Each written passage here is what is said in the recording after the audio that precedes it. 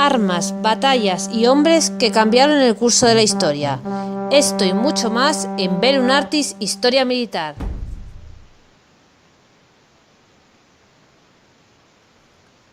Se dice que Alejandro contaba a Aquiles entre los afortunados por haber tenido a Homero para preservar su fama para los años venideros. Y sin duda tenía razón en esto. Pues, aunque el rey era afortunado en otros aspectos, en esta cuestión estaba en desventaja. Sus proezas no habían sido narradas a los hombres de manera adecuada, ni en prosa ni en verso, ni sus méritos se cantaban en poemas líricos como los de Hierón, Gelón, Terón y muchos otros, que no podían sin embargo compararse con él. Sus triunfos eran menos conocidos que las más pequeñas de las hazañas del pasado, pues incluso la expedición de los 10.000 de Ciro contra el rey Artajerjes, el sufrimiento de Clearco y los hombres capturados junto a él, y la marcha bajo las órdenes de sus nuevos generales eran mejor conocidas gracias a Jenofonte, que todas las proezas de Alejandro, realizadas hasta ese momento. Fue esto, digo, lo que me espoleó a escribir esta historia, y no me considero indigno de hacer que sus victorias sean conocidas por todos los hombres. Arriano. Las campañas de Alejandro Magno.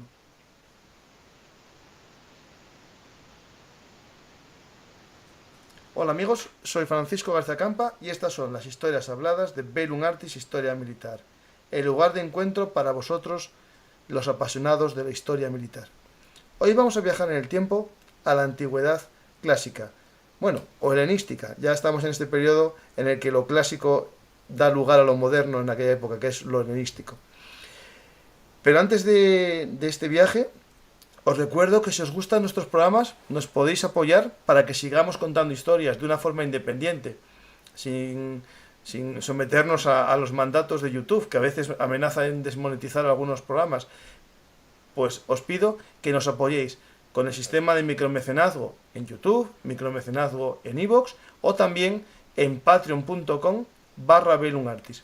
Y también podéis lucir orgullosos las camisetas tan bonitas como esta que llevo yo en la página BHM Shop, en inglés bhmshop.app,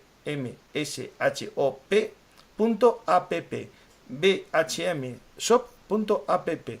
Tenéis el enlace, seguro que os aparecerá cuando veis los vídeos de YouTube, y en iVoox os lo voy a poner, para si algún día queréis lucir orgullosos las camisetas de Bellum Artis y reconoceros entre las multitudes, porque cada vez hay más gente que somos amantes de la historia, y ya me está pasando en mi pequeño Oviedo, ya cada semana casi me reconoce alguien.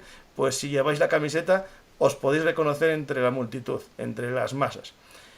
Y nada más, vamos a comenzar este programa con mi amigo Juan Luis Gomarollos y vamos a volver a nuestro bar del Pireo. Nos vamos a tomar una cervecita o un vino, bueno, al estilo helenístico sería un vino, con unas aceitunas en nuestro bar del Pireo. Hola, Juan Luis, ¿qué tal?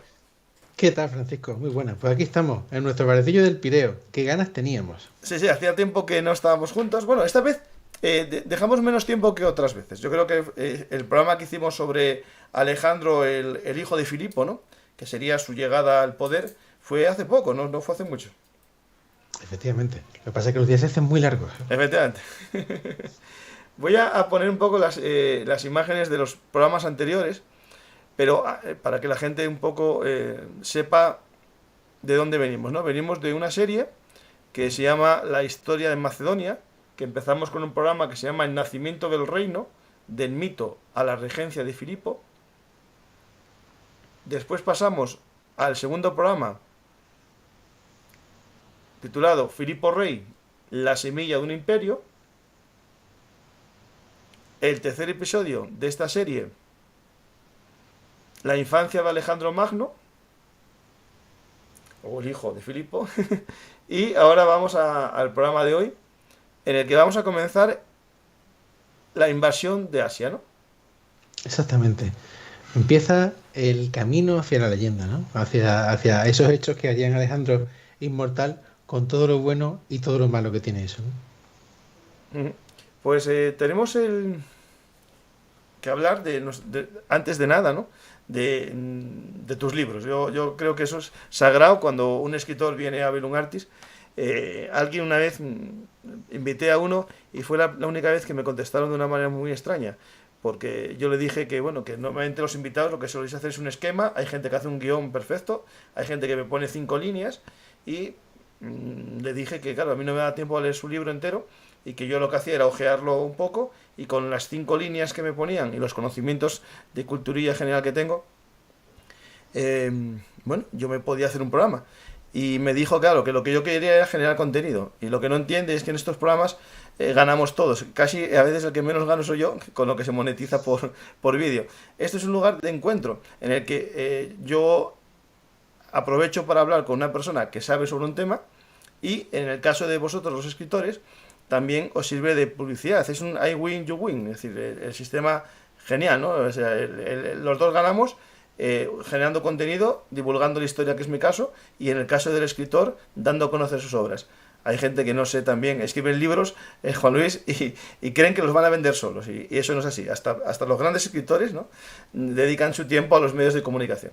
Hay gente que debe escribir libros para tener puntos en oposiciones o puntos en alguna cosa y no para que se los lean. Pues así es, y en ese sentido yo agradezco muchísimo al resto de Bellum Artis el interés primero por los programas y después a través del programa haber llegado a los libros, porque se han reactivado, veo comentarios nuevos y bueno, sí tengo una exclusiva, Francisco, y es que el tercero va a salir este verano. Ya está, ¿no? Yo creo que para el próximo programa podré ponerlo en la portada. Genial. Pues los dos anteriores, que es una trilogía, ¿no? Son sobre la guerra del Peloponeso, ¿no? Y tenemos el primero que era La Isla de las Sombras, que era, bueno, lo contamos en el programa, no vamos a hacer spoiler del libro, y el que quiera conocer cómo fue esa batalla, ¿no? En la que unos espartanos quedaron ahí rodeados en una isla, lo tenemos todo en la serie y en tu libro, ¿no? Yo creo que así es. Y después tenemos El inconsolable llanto de los cuervos, que sería la segunda entrega, y que ya también nos vamos esta vez a Ática, ¿no? Y un poco más arriba, cerca ya de Macedonia, en algún momento, Efectivamente, ¿no? sí, en tierras de Macedonia. De hecho, ahí se ve, ahí aparece uno de los reyes que mencionamos en el programa. Sí. Pues tenemos ahí el llanto inconsolable de los cuervos y La isla de las sombras. Y el próximo libro, que todavía no me puedes decir el título, ¿no? Es top secreto. Sí, lo podemos decir. El próximo libro se llama La muerte te aguarda en Sicilia. Anda, mira, vamos a ir a Sicilia. También lo contamos en el programa. Muy buen episodio el de Sicilia. Y va a estar muy bien el libro. Creo que lo voy a adelantar a muchos libros que tengo. Porque tengo que reconocer que tus dos novelas me gustaron mucho. Y fue la primera, La razón de contactar contigo. Y fuera de broma, así, entre pitos y flautas, debemos llevar ya, no sé, 8 programas. No, más. Llevamos muchas horas de grabación. Tenemos una serie de la guerra del Peloponeso. Una de la Anabasis, ¿no? Que tenemos el Genofonte. Exactamente. Que justo lo citamos al comienzo de hoy. Otro sobre las guerras médicas. Otro sobre la hegemonía tebana, espartana y ateniense. Y después empezamos con el surgimiento de Macedonia. Sí. Sí, hemos hecho el siglo V entero y ya estamos en el último tercio del siglo IV antes de Cristo. Sí. Un día dejemos en broma que vamos a llegar a Cartago y a Roma, pues vamos a llegar. Llegaremos sin prisa. También quiero agradecer a los oyentes el hecho de que hoy vamos a viajar de la mano de Arriano gracias a esta edición de Landmark, que es maravillosa. Está en inglés, pero es maravillosa. Yo os recomiendo mucho las ediciones de Landmark porque son traducciones al inglés, pero están muy bien y además están muy documentadas con fotos, con mapas, con un montón de notas. Y bueno, Arriano es nuestra guía principal en este viaje, aunque también consultamos cosas de Pseudo Calístenes y por supuesto Plutarco, ¿no? Con su vida de Alejandro, ¿no? Mira, dice una cosa aquí que uno que tiene tus libros, que a ver si saca tiempo para leerlos, otros dicen que con todos los programas de Bellum Artis no da tiempo a leer, pero tienen el libro. Y alguien dice aquí que es cierto, esto es como el fútbol. La gente que va al fútbol lleva la camiseta del equipo, ¿no? Pues el que vea los programas de Bellum Artis tiene que llevar la camiseta del equipo. Dice aquí que Ciria de la Rosa dice, hay que leerlo con el merchandising panoplia de Bellum Artis, efectivamente. Esto. Pues te tomamos la palabra. hay que hacerlo.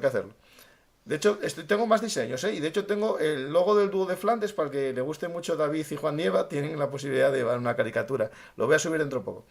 Pues Juan Luis, vamos a comenzar, ¿no? Habíamos quedado en el anterior programa con un joven rey, un pipiolín, ¿no? Que estaba llegando ahí a ser rey con, nada, 17 años, 16, ¿no? Efectivamente, muy joven, 18, apenas. Sí, sí. Y ahora vamos a comenzar, ¿no? Ese momento en el que pasa la historia. Es decir, este es el momento decisivo, ¿no?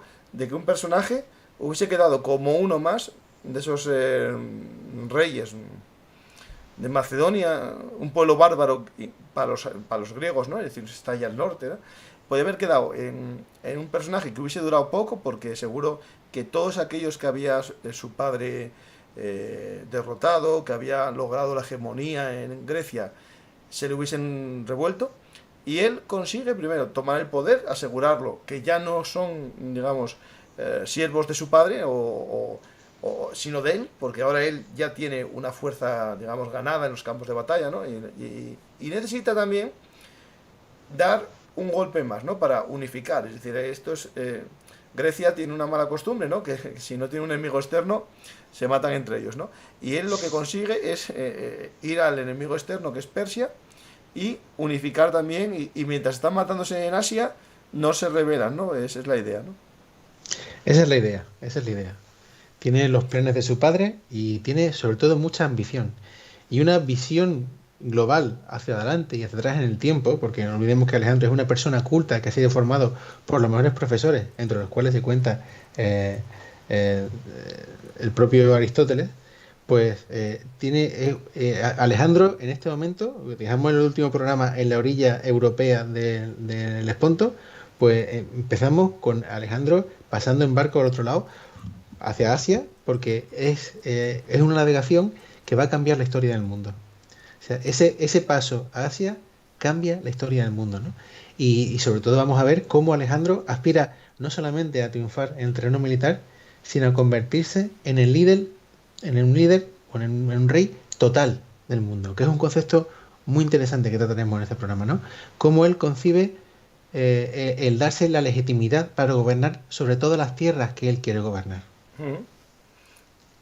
Pues vamos a ver cómo hace esa legitimización. Lo tenemos ya, es un proceso, ¿no? En el que primero es demostrar que es un gran militar, ¿no? Que es como su padre. Y segundo, que es capaz ganarse de generar corazones un y reino mentes. aún mayor que su padre, ¿no? Exactamente, y ganarse corazones y mentes. Sí, sí. O sea, es vencer militarmente y además ganarse corazones y mentes de los pueblos a los que aspira a conquistar, ¿no?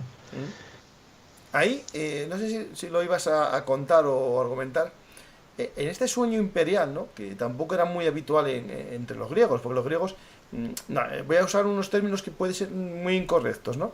Pero eran bastante, digamos, cerrados, ¿no? Un poco, no digo xenófobos, pero tampoco muy abiertos de mente. No eran unos pueblos que buscasen en sí una expansión territorial, aunque es cierto que tenían colonias y en Sicilia, en la Magna... en la pequeña Italia, ¿no? En la zona de la Magna Grecia, que está justo al sur de la península itálica, hubo una expansión colonial. Realmente no había una concepción imperial, ¿no? Es decir, de crear una unificación. Ahí pudo entrar el pensamiento de su maestro, ¿no? No sé si es Sócrates o Aristóteles. Aristóteles. De Aristóteles, en ese pensamiento de una especie de gobierno mundial. Pues efectivamente, como dice, el pensamiento griego, la forma de ver el mundo o de entender el mundo de los griegos es una forma... Hablamos de los griegos continentales, ya los griegos asiáticos eran diferentes, ¿no? Las ciudades griegas de Asia eran diferentes, pero aún así, en su mente, su estado era la polis, y su visión del mundo giraba alrededor de su polis. Por lo tanto, no concebían esa unificación para conquistar grandes territorios. Sin embargo, ya vimos que aparece una corriente, el panhelenismo, que es sabiamente aprovechada por Filipo, que protege a sus principales impulsores, como Aristóteles, que lo que dice es que los griegos, si se unifican, pueden aspirar, tienen un destino manifiesto, ¿no? Que es civilizar al mundo y poder gobernarlo, ¿no? Y es, digamos, la herramienta intelectual que hay detrás de todas las maniobras de Filipo, ¿no? A través del panhelenismo, doblegar a esas ciudades griegas y ganárselas para cumplir sus planes de conquistar Asia, ¿no? Pues Hay una cosa antes de empezar el programa que llegó alguien tarde, Maximus, y pregunta si se habló ya del tercer libro de Gomar. Pues sí, mira, sí, se habló. Y Pues sí, tío. puedes volver a repetir el título para que lo tenga claro. La muerte te aguarda en Sicilia. Eso. No, no a ti, Maximus. Pues vamos a comenzar el viaje, ¿no? Nos Adelante. vamos a meter entre justo año 334, ¿no? Más o menos estamos ahí. Efectivamente, el Y 334. nos vamos a ir hasta el 333 a finales de año, ¿no? Que es justo el momento de una de las batallas decisivas del comienzo de la expansión de Alejandro Magno. Vamos a ver el por qué comienza este sueño asiático, ¿no? Y iremos viendo los pasos que se van dando hasta el cruce del Helesponto, ¿no?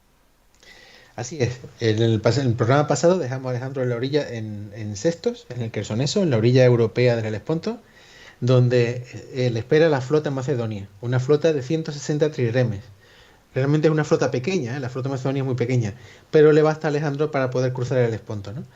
Este cruce del Helesponto lo realiza con su ejército que incluye 30.000 hombres o 30.000 guerreros a pie y 5.000 jinetes, ¿no? Bien, tenemos que imaginar que este cruce Alejandro lo publicita, digamos, como un paso legendario, ¿no? Porque además es un paso que, según los historiadores, cuentan diferentes anécdotas. Cómo levanta un altar en la orilla europea y cuando llega a Asia levanta otro altar. Cómo arroja una lanza desde el barco antes de llegar a la orilla asiática, la lanza se clava en la arena y se representa su ansia de conquista, diciendo, ya he llegado a Asia y la voy a conquistar, ¿no? Está lleno de anécdotas que recogieron los historiadores que estuvieron con él y los que compilaron esos escritos posteriormente, como es el caso de Arriano o de Plutarco, precisamente intentando representar el plan de Alejandro. El plan de Alejandro no es solamente una conquista militar, él aspira a ser una leyenda viva. Y todo lo que va a hacer va a querer darle un significado adicional, más allá del plano militar o el plano político, ¿no? Como a ver. Entonces, Alejandro por fin pone el pie en Asia, desembarca con sus tropas y entonces está toda una escena llena de simbolismo, sacrifican el altar en Asia y entonces representa que el poder griego está en Asia para conquistarlo, ¿no? Bien, ¿qué es lo primero que hace al llegar a Asia? Bueno, pues como quiere darle a su conquista un trasfondo legendario y legítimo, pues las ruinas de Troya están muy cerca.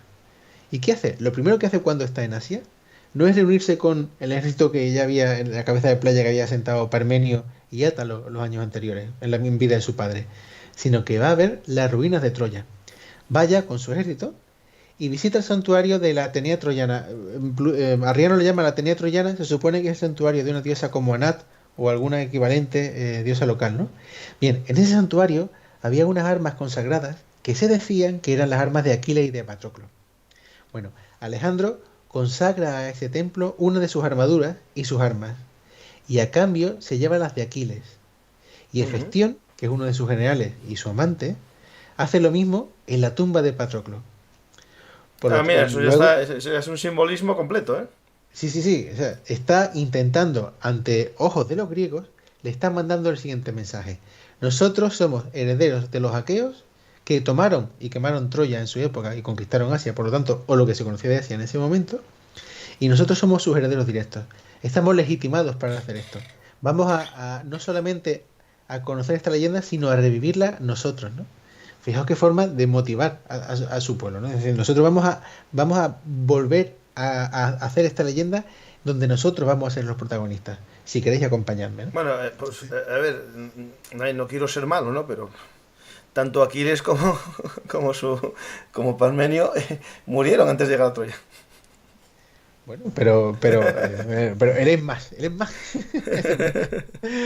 Fijaos que en esta teatralidad tenemos un antecedente muy claro. Si recordáis cuando hablamos de la hegemonía espartana, el rey Agesilao llegó a Asia también con un ejército y luchó contra los persas.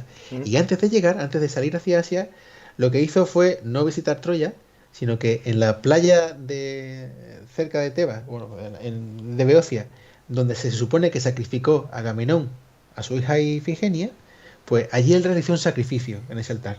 El mensaje era el mismo. Nosotros estamos legitimados por lo que hicieron nuestros ancestros, vamos a revivir la leyenda, ¿no? la idea de Alejandro ya la hemos visto antes, lo que pasa es que Alejandro está totalmente magnificada, ¿no? Muy bien. Al final, cada miembro de la expedición siente que está participando en algo más grande que ellos mismos, ¿no? Que es el destino mismo el que los guía. En ese sentido, Alejandro y sus colegas son brillantes en el uso de la propaganda. Bueno, pues tras estas performances, digamos que ya la cosa se pone seria. Alejandro regresa hacia el este y se pone en contacto con el ejército que ya había desembarcado en los años anteriores. Bien, y tras 4 días de marcha, llega por fin a las orillas del río Gránico. Y allí se encuentra, por primera vez, con el primer ejército persa al que tiene que vencer. Ujú. Bien, hay que aclarar que, obviamente, en 4 días los persas no tuvieron tiempo para formar este ejército. Hubo un par de comentarios en los programas anteriores diciendo cómo los persas dejaron que Parmenio y Átalo establecieran esa cabeza de playa en Asia sin hacer nada, ¿no? Sí. Bueno, esto fue lo que hicieron. Reunir un ejército lleva tiempo y entonces ese ejército que Alejandro se encuentra a los pocos días de estar en Asia, obviamente es el ejército que habían preparado los persas para prevenir, para taponar esa invasión macedonia que anunciaba la llegada de la cabeza de playa. Bueno, este ejército persa es muy peculiar. ¿Por qué? Porque está al mando de entre los generales, hay uno de ellos que destaca, que es un general griego mercenario llamado Memnón de Rodas. Memnón de Rodas, sin duda, si hubo alguna vez un general a la altura de, quizá no de Alejandro, pero sí de sus generales, ¿no? Ujú. Fue Memnón de Rodas. Un líder extremadamente inteligente y competente. También había otros 4 comandantes persas, que eran Arsames, Reomitres, Petenes y Nifates. Bien, todos ellos estaban al servicio del sátrapa Espítriates, que gobernaba Lidia y Jonia. Bien, ¿y cómo es este ejército que se encuentra Alejandro al llegar al Gránico? Bueno, pues imagina la escena, el ejército marcha y pasado el mediodía llegan al Gránico, ya los exploradores han informado a Alejandro de que los persas están al otro lado del río, ¿y qué encuentran? Bueno, pues encuentran un ejército persa compuesto por una numerosísima caballería, equipada con armadura, un par de jabalinas y espadas. Este equipamiento es el que describe Jenofonte en una obra que mencionamos anteriormente, que se llama Sobre el jefe de la caballería. Claro. Es un tipo de caballería que ya no lucha con arco, como en las guerras médicas, que está más adaptada al terreno y está preparada para tener cierta capacidad de choque, ¿no? El uso de la jabalina, con la velocidad del caballo, produce un arma con una gran penetración, y entonces digamos que estas fuerzas se atreven a enfrentarse a infantería pesada cuando tienen ventaja. De hecho, mencionamos ya algunas derrotas de partidas de mercenarios de las que marcharon con Jenofonte a mano de esta caballería, y también el rey Agesilao tuvo muchos problemas con esta caballería persa. Ujú. Aquí, digamos, después se vuelve, bueno, después el arco vuelve, porque los persas ya en época romana seguían con el arco. Digamos, esto Sí. puede ser una adaptación un poco a la formación hoplita muy cerrada, a la formación hoplita, no, bueno, a la falange, en la que había una leyenda que decía que con la altura de las arisas las flechas se podían fallar no digo su puntería, ¿no? Su eficacia, ¿no? Al haber tanto bosque de arisas. Digo, porque me parece extraño, ¿no? Es decir, esta adaptación con jabalinas frente a un arco, la jabalina son 2 y el arco siempre tienes más capacidad de uso. Sí, y de hecho el arco no deja de usarse en los ejércitos del interior de Asia. Esto responde más a una cuestión económica, cultural y de esta región, ¿no? Mm. Lo veremos con detalle cuando hagamos los programas del Imperio Persa. Pero digamos que este ejército no es el mismo ejército persa de las guerras médicas, ni mucho menos. Además, este ejército de caballería está complementado por un batallón de 5.000, 5.000 o 10.000, ¿no? 10.000 mercenarios griegos que luchan al modo político y que están a las órdenes de Memnón, ¿no? Entonces tenemos una caballería, en cierta forma, competente y una infantería pesada de tipo griego, son griegos, ¿no? Complementada con hostigadores, ¿no? Yo he jugado este ejército mucho, a mí me gusta, en los juegos que jugaba, me gusta mucho este ejército jugarlo porque me da mucha versatilidad. Aunque entiendo que, reconozco que no es tan potente en principio, si juegas fiel a la caballería, tienes buenas posibilidades, ¿no? A mí me gusta mucho jugar con este tipo de ejército. Bueno, pues, ¿qué ha pasado mientras Alejandro antes de que Alejandro se encontrara con el ejército persa? Bueno, pues, en estos consejos previos, mientras Alejandro cruzaba, Memnón indicaba a los persas que no debían enfrentarse abiertamente con Alejandro ni con la infantería macedonia que ya estaba en Asia, ¿no? Mendón conoce bien al ejército macedonio y sabe que los persas tienen desventaja si intentan ir al choque con ellos, ¿no? Lo que recomienda es lo siguiente: como los persas tienen una flota de 400 tirremes, mucho más y de mucha mejor calidad que los macedónicos, Mendón pretende aprovechar esa flota, ¿no? Alejandro está en un país enemigo y sin su flota está aislado. Entonces el primer plan de Mendón anterior a esta batalla era retirarse haciendo tierra quemada.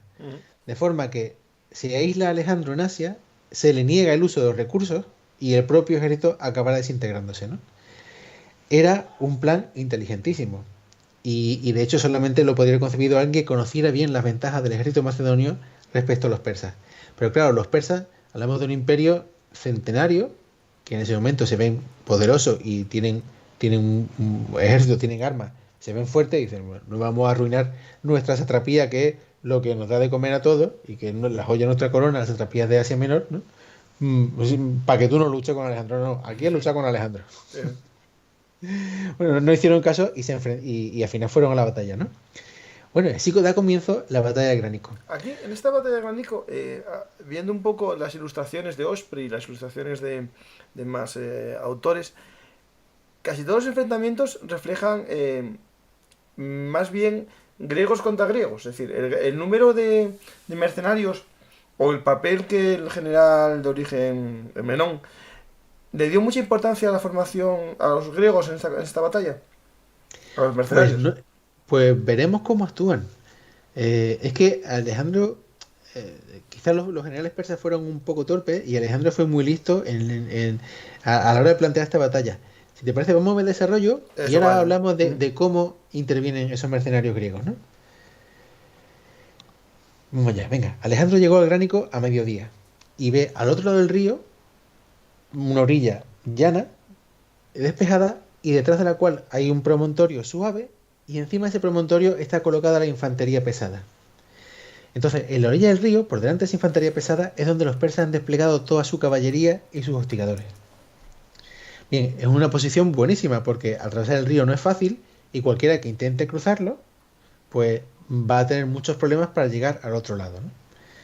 Bien, cuando los macedonios llegaron, tuvieron un consejo. Fijaos que ya hemos pasado el mediodía, ¿vale? Entonces se ponen a pensar qué van a hacer. En ese consejo, Parmenio le dice a Alejandro que no luchen ese día, sino que acampen tranquilamente. ¿Por qué? Porque los persas no tienen ventaja numérica. Ese ejército se reunió con cierta prisa y no era muy numeroso. No se atreverían a cruzar contra ellos, ni acamparían cerca del río, porque su costumbre, que ya vimos en la Anábasis, es separarse mucho del enemigo para acampar, porque ellos por la noche traban las patas de los caballos y tardan en tener la caballería preparada en caso de ataque, ¿no? Bien, Alejandro dice que reconoce que es un buen consejo, pero literalmente dice: yo no he cruzado el Helesponto para detenerme en el Gránico, y yo voy a cruzar cuando yo quiera. Y entonces dice: vamos a comer y vamos a cruzar y vamos a luchar la batalla. Fijaos, ya ha pasado mediodía y estamos por la tarde, ¿eh? Esto no se suele hacer. Pero el tío llega de marcha y dice: yo voy a cruzar. Entonces, ¿qué hace? Bueno, pues forma con los piqueros en el centro de su formación, de cara al río. Parmenio queda en el ala izquierda con caballería tebana para cubrir ese flanco, y Alejandro con sus tropas, los compañeros, y cómo no, los jabalineros agrianos, que ya están más que curtidos, pues se ponen en el lado derecho. Bien, lo que cuenta Arriano es una escena preciosa, ¿no? Que es que cuando los ejércitos forman, pues, perdón un segundo que entra el perrito. Cuando los ejércitos forman, se quedan mirándose uno frente al otro en silencio durante un rato, ¿no? Este es el tipo de maniobras que a Alejandro le encantaban, porque era un tío muy peleón, entonces siempre estaba retando, era un reto continuo, y transmitía esa actitud, percolaba hacia abajo en su ejército.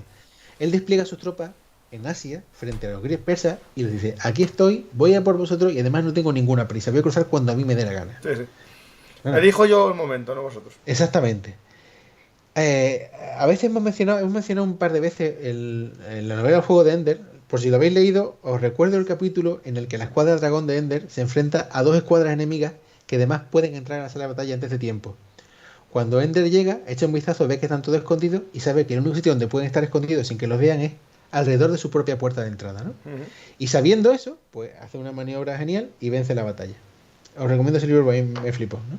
Bueno, pues la lección de ese, cuando acaba el capítulo, la lección que da a su escuadra es: no te quedes donde el enemigo sabe que tú estás.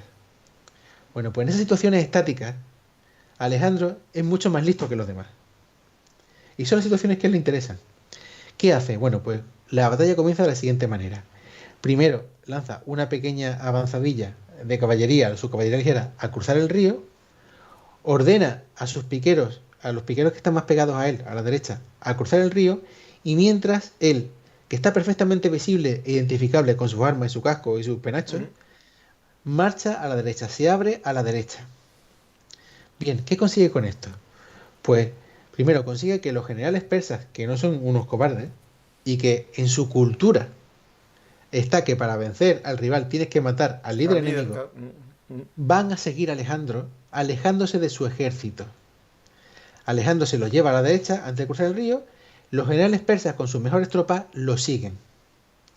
¿Qué está haciendo? Está despejando el camino para la primera oleada de piqueros para que puedan cruzar tranquilamente. Bueno, o por lo menos con menos presión. Porque claro, mientras cruzan, los hostigadores les tiran de todo. Y los piqueros lo pasan mal. Y de hecho, los primeros que cruzan, que son los Fodromoy, esta caballería ligera, es rechazada con bajas, ¿no? Bien, tras la primera parte de esos piqueros, la segunda falange entra en el río también. No entran al mismo tiempo, entran haciendo un frente oblicuo, que es lo que le interesa a Alejandro, cortar como un cuchillo. Y entonces, cuando Alejandro estima que es el momento, se lanza al agua con su caballería.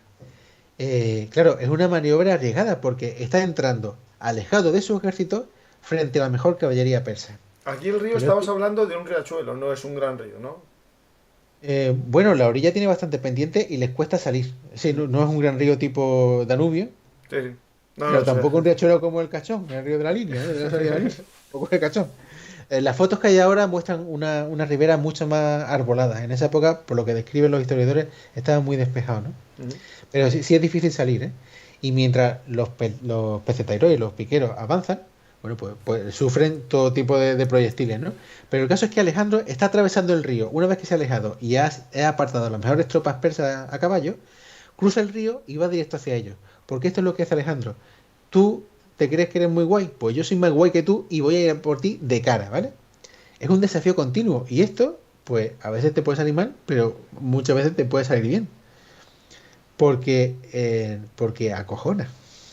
¿Vale? Es un tío que va que va por ti sin miedo, y esto te somete a una tirada de valor. De valor, con penalización de -2 en moral. Bueno, pues los persas no se achantan, ¿eh? Alejandro entra en el agua con su caballería y a través del agua carga contra los persas. Bien, es una lucha muy desigual porque los persas están en mejor posición. Alejandro tiene que subir la orilla, pero tienen una ventaja, dice Arriano, y es que las lanzas de caballería macedonia, el Siston, es bastante larga. Y entonces permite que antes de que salgan del río, está defendiéndose y está hostigando a los persas. Le está presionando. Bien, dice Arriano también que en este combate los macedonios consiguen imponerse gracias a que su caballería tiene más experiencia y es de mejor calidad. Fijaos cómo está dejando a la caballería persa de esta época. Ya no son tan buenos. Sí. Lo veremos con detalle cuando hagamos el programa del Imperio Persa, porque esa caballería ya no tiene ese componente asiático de guerreros que llevan toda su vida luchando con armas, ¿no? Esto hay que recordar que originariamente era un pueblo de la estepa. Claro, pero estos que están a caballo ya no son todos persas. Hay líderes persas, pero no son persas de origen. Ya son señoritos, más bien. Exactamente. Ya son gente enrolada en Asia, ¿no? Y a las órdenes de los líderes persas, pero son guerreros. Hay persas, pero también hay mucha gente de otros sitios, ¿no? Bueno, pues Alejandro por fin en el extremo derecho, mientras los piqueros en el centro siguen avanzando en el frente oblicuo y por lo tanto tiran en el último momento de Parmenio, que cierra el ala izquierda y que va a proteger el ala izquierda de esa falange. Alejandro consigue cruzar la orilla, identifica a uno de los generales persas y lo desafía, se le rompe la lanza, le pide lanza a un compañero, sale del río y carga contra él, ¿vale? O sea, un combate está provocando un combate individual en una batalla en el periodo helenístico. Claro, esto es acojonante. Bueno, carga contra Mitrídates y con la lanza le da un bote en la cabeza y le parte el cráneo y se lo carga. Claro. sea, es que va por los líderes. Digamos que ha aprendido, adquiere los modos persas. No, no, claro, y sabe que la mentalidad de la época en estos sitios, sobre todo, bueno, en mentalidad asiática, el líder es el que manda, ¿no? Y si cae el líder, el ejército puede entrar en desbandadas completamente. Así es, así es. Bueno, como el combate empieza a ser muy confuso, otro de los generales persas ve a Alejandro, como Alejandro está combatiendo en desventaja, pues se acerca a él por la espalda y está a punto de matarlo, cuando en el último momento Clito el negro llega y le corta el brazo de un espadazo. Ujú. Esto, o sea, esto es real, bueno, real, todo real que no es un libro de historia. Fijaos el tipo de combate que estamos aquí. De una batalla impresionante, estamos viendo que Alejandro busca resolverla a través de combates individuales y de duelos en la orilla del río Gránico. Mira, esto que estamos hablando, que lo hacen más batallas, después, ¿no? Y directamente a los jefes, ¿no? Es algo que también, por ejemplo, Cortés debió leerlo él, bueno, estamos hablando del Renacimiento, las lecturas de los clásicos, porque es algo que él hace también en América, en la conquista de México. Se dirige siempre a los jefes de las batallas. Así es, así es. De hecho, Xenofón tiene una reflexión sobre eso cuando habla de la posición del rey Artajerjes en el ejército, en la batalla de Cunaxa, habla de que los reyes persas siempre están en el centro para poder repartir sus órdenes equilibradamente a igual velocidad a un lado y a otro, ¿no? Y que son el cerebro del ejército, y que si en ese cerebro, sin un mando estructurado como el de Alejandro, pues el ejército se cae. Pues Alejandro va directamente a por ellos. Claro, los persas no son unos cobardes en absoluto, ¿eh? Cuando ven a Alejandro también van a por él. Le habían identificado antes de que cruzara el río y van a por él. En cuanto que este niñato cruce nos lo cargamos. Sí, sí. Y le echan cara, ¿eh? O sea, y en ese combate mueren los generales persas, pero mueren luchando en duelo, ¿eh? Sí, sí. O sea, que no mueren en retiradas como otras veces, sino que aquí mueren combatiendo. O sea, es decir, Mueren combatiendo con Alejandro y con sus generales. O sea, aquí estamos hablando de una pelea de verdad, macho, de un duelo épico. Bueno, cuando caen los generales, esa caballería persa, que era la de mejor calidad, pues se asusta, vuelve en grupa y huyen. Por lo tanto, en el flanco derecho macedonio, esa caballería de Alejandro ya tiene el camino expedito para ir al centro, que es por donde están llegando los piqueros. Claro, aquello causa un revuelo enorme en la caballería y ante la presión de los piqueros que empiezan a salir del agua y Alejandro que ya está en la orilla con ellos, pues, pues dan media vuelta y salen pitando. ¿Quién se queda porque no puede correr? Pues en lo alto de la colina, como hemos dicho, se quedan de repente aislados los 10.000 mercenarios griegos. Bueno, 5.000 o 10.000, no recuerdo el número por ahí está. Ah, tranquilo, te perdono. Y de repente se quedan solos, macho. Se quedan aislados frente a Alejandro. Y entonces Alejandro dice, ¿estos son griegos luchando contra mí? Pues aquí no va a quedar ni uno. Bueno, efectivamente, el ejército macedonio termina de cruzar, lucha contra los mercenarios griegos, que saben que no hay cuartel para ellos, venden muy caro su pellejo, pero al final se los cargan. Y los pocos que sobreviven es que quedan prisioneros y Alejandro los esclaviza, que es el peor castigo que se le puede dar a un griego por parte de otro griego, ¿no? Sí, o por sí. parte No tienen en cuenta el hecho de que eran mercenarios y que a lo mejor con dinero se hubiesen convertido en mercenarios para él. Pero no les perdona, por un edicto de Atenas, no les perdona que estos griegos luchen a favor de los persas. Eso no es un delito grave y no los perdona. Los mantiene como esclavos. Mueren casi todos. Y de esta forma acaba la batalla de Gránico, el primer enfrentamiento en las armas macedonias y persas, en la que se ha visto que las armas macedonias no solo son mejores, sino que además el tío que los maneja, que es Alejandro, es mucho más listo que los demás, ¿no? Fijaos qué curioso. Dice Arriano que murieron 25 compañeros de Alejandro, de esta caballería selecta de Alejandro, otros 60 jinetes de otros cuerpos y 30 falangistas. 30 falangistas. Son pocos nombres. O sea, pocos muy números, poco, ¿verdad? muy poco, muy poco. Fijaos qué curioso. Alejandro encargó estatuas de bronce de sus 25 compañeros muertos. Claro, se llaman compañeros porque realmente se conocían todos. Sí, sí, eran como, incluso estudiaron juntos, muchos de ellos. Efectivamente. Los enterraron a todos con su arma y encargó 25 estatuas que se erigieron en Macedonia, ¿no? Y la familia de los falangitas recibieron una exención de impuestos de forma vitalicia. O sea, se honró a esas primeras víctimas macedonias en tierra persa, ¿no? Y además, Alejandro, de los despojos de la batalla, reunió 300 armaduras persas en las que hizo una dedicación a Atenea Virgen, a Atenea Partenos, a la del Partenón, ¿no? con una inscripción que decía literalmente: Alejandro, hijo de Filipo, y los griegos, excepto los espartanos, dedican este botín a los bárbaros que viven en Asia. Eso, estuvo bien. Perdón, ese mate. dedica este botín de los bárbaros que viven en Asia. Sí, sí. ¿Por qué dice excepto los espartanos? Porque el programa anterior mismo que los espartanos no aceptaron la hegemonía de Alejandro y no le enviaron tropas ni quisieron rendirse ante Macedonio, ¿no? Alejandro lo prefirió no meterse con ellos, pero cuando pudo les metió la puya y la Sí, sí, puya sí. ya quedó en esta inscripción para toda la vida. Esto queda para toda la vida. Y en el 2022, dos españoles van a recordarlo a la gente. Efectivamente. Eso fue la Alejandro, hijo de maldición. Filipo. Eso fue la maldición. Sí, sí, sí. O sea, esto es el tiro parto, ¿eh? O sea, Alejandro, hijo de Filipo, y los griegos, excepto los espartanos, dedican este botín de los bárbaros que viven en Asia. Mira, qué maravilla, ¿eh?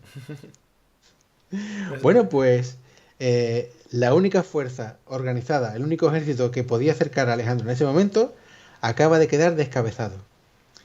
Por lo tanto, mientras los persas reúnen otro ejército, Alejandro tiene vía libre, o más o menos libre, en Asia Menor, ¿no? Y entonces se dedica a organizar la conquista. Es muy interesante cómo estructura la conquista. Veréis, él nombra a uno de sus generales como sátrapa de la región, ¿vale? Estamos en Lidia, ¿no? Y la capital es Sardes.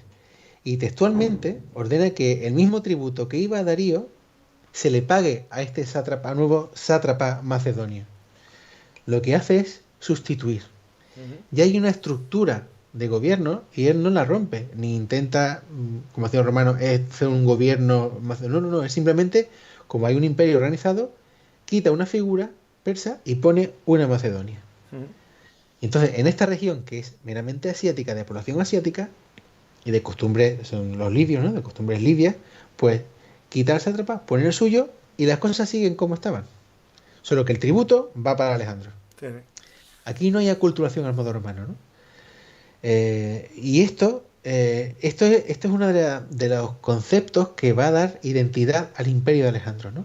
El imperio de Alejandro básicamente es una continuación de la concepción imperial persa. O sea, No es un digamos, imperio es cambiar romano. al jefe.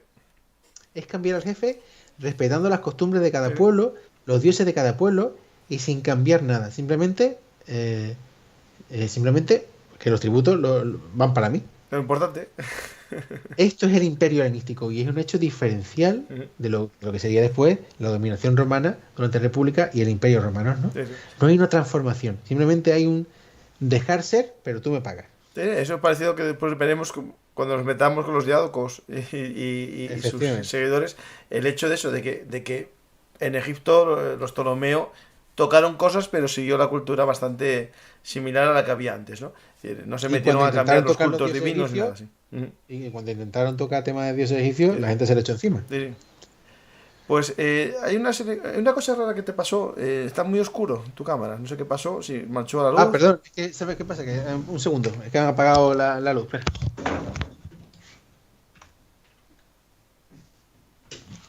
Vale, que la apagan desde fuera, vale. A ver si sabemos quién fue. No, pues no ha sido queriendo. Es que tienen instrucciones de apagar todas las luces. Y no me gusta Bueno, estar vale, aquí. muy bien. Eso está muy bien. Que ahora con las instrucciones del gobierno de ahorro energético es más caro la luz de noche que de día. Sí, efectivamente. Pues tenemos. Bueno, pues seguimos. Sí. Seguimos. Hay unas preguntas que más quiero, tarde. Sí. que es el momento de preguntarlas. Pues venga, antes de seguir, vamos a hablar de Granico, que hay unas preguntas aquí que dicen lo siguiente, lo voy a leer porque creo que lo entendí bien. He visto en algunos documentales que las arisas largas eran una buena ventaja al cruzar ríos, porque la longitud del arma hacía fácil la limpieza de la ribera. Sí, eso es cierto. ¿Sí? Bueno, eso coincide con lo que cuenta Arriano. O sea, la ventaja de esas arisas es que obviamente tú puedes atacar y presionar sin llegar a salir del río.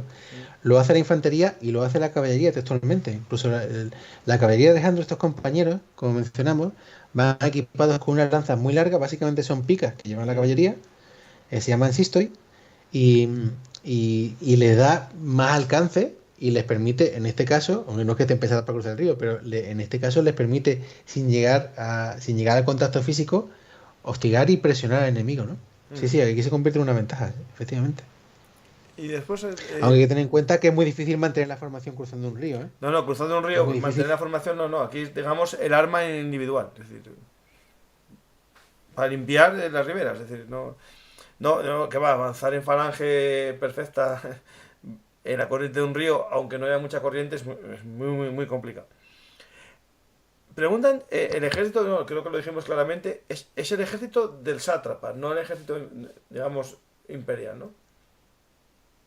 Efectivamente. Los sátrapas tenían mucha libertad y muchas atribuciones. Y entonces, entre sus obligaciones estaba defender la satrapía. Y entonces, este ejército responde al sátrapa Espitrídates, como hemos dicho antes, ¿no? El sátrapa de Jonia y de Lidia. Es verdad, Lo organiza él porque, bueno, recibe las órdenes del rey Darío de organizar la defensa de la satrapía. Y entonces forma esas caballerías, son tropas de su satrapía, ¿no? Ahí está el hecho diferencial. No es un ejército de tropas asiáticas como el que va a venir después de Darío, ¿no? sí. Y después hablas, bueno, ya lo comentaste un poco cómo era la batalla, pero aquí decía, se nos olvida que Alejandro dejaba a Parmenio el marrón de sujetar la batalla. Sin Parmenio Alejandro no hubiera podido hacer nada. Por algo decía Filipo II que no había dos Parmenios en el mundo. Efectivamente. Parmenio, o sea, Parmenio, siendo un general brillante, hace una labor brillante pero poco lucida. ¿Y cuál es? Pues conforme avanza la falange, protege el flanco izquierdo de la falange, porque si la falange se ve envuelta, tendría muchos problemas, ¿no? El mérito de Parmenio en esta batalla y las que están por venir es con las tropas que tiene, que tiene buenas tropas, pero no son muchas, contener al enemigo en ese flanco para darle tiempo a Alejandro a dar el golpe definitivo. Pues justo el Parmenio comentario... cuenta. Sí, sí, sí. Es que a veces, claro, siempre es brillante el que destroza al contrario, ¿no? Pero el que mantiene la línea o la posición para que el que avanzas tenga la posición cubierta, a veces no aparece, ¿no? En los libros, se olvidan de él. Y es cierto que es vital, ¿no? Es decir, yo puedo ser muy buen delantero, pero si no tengo un centrocampista en mi equipo, ¿no? Pues parecido. Un símil perfecto. Sí, sí. De hecho, ¿a quién deja Alejandro para que haga esa labor? A Parmenio. Ujú. No se la da a otro, porque sabe que Parmenio quizás es el único que es capaz de conseguir lo que consigue, ¿no? De darle ese tiempo tan precioso, ¿eh? Y Parmenio lo pasa muy mal en todas las batallas. Pues comenzamos, seguimos, ¿no? Ya tenemos a este nuevo intento de generar un imperio que es el mismo, la sucesión del imperio. Lo único que cambia es un poco a quién se le paga los impuestos y a quién hay que pedir cosas, ¿no? Es decir, va cambiando eso nada más. Ujú.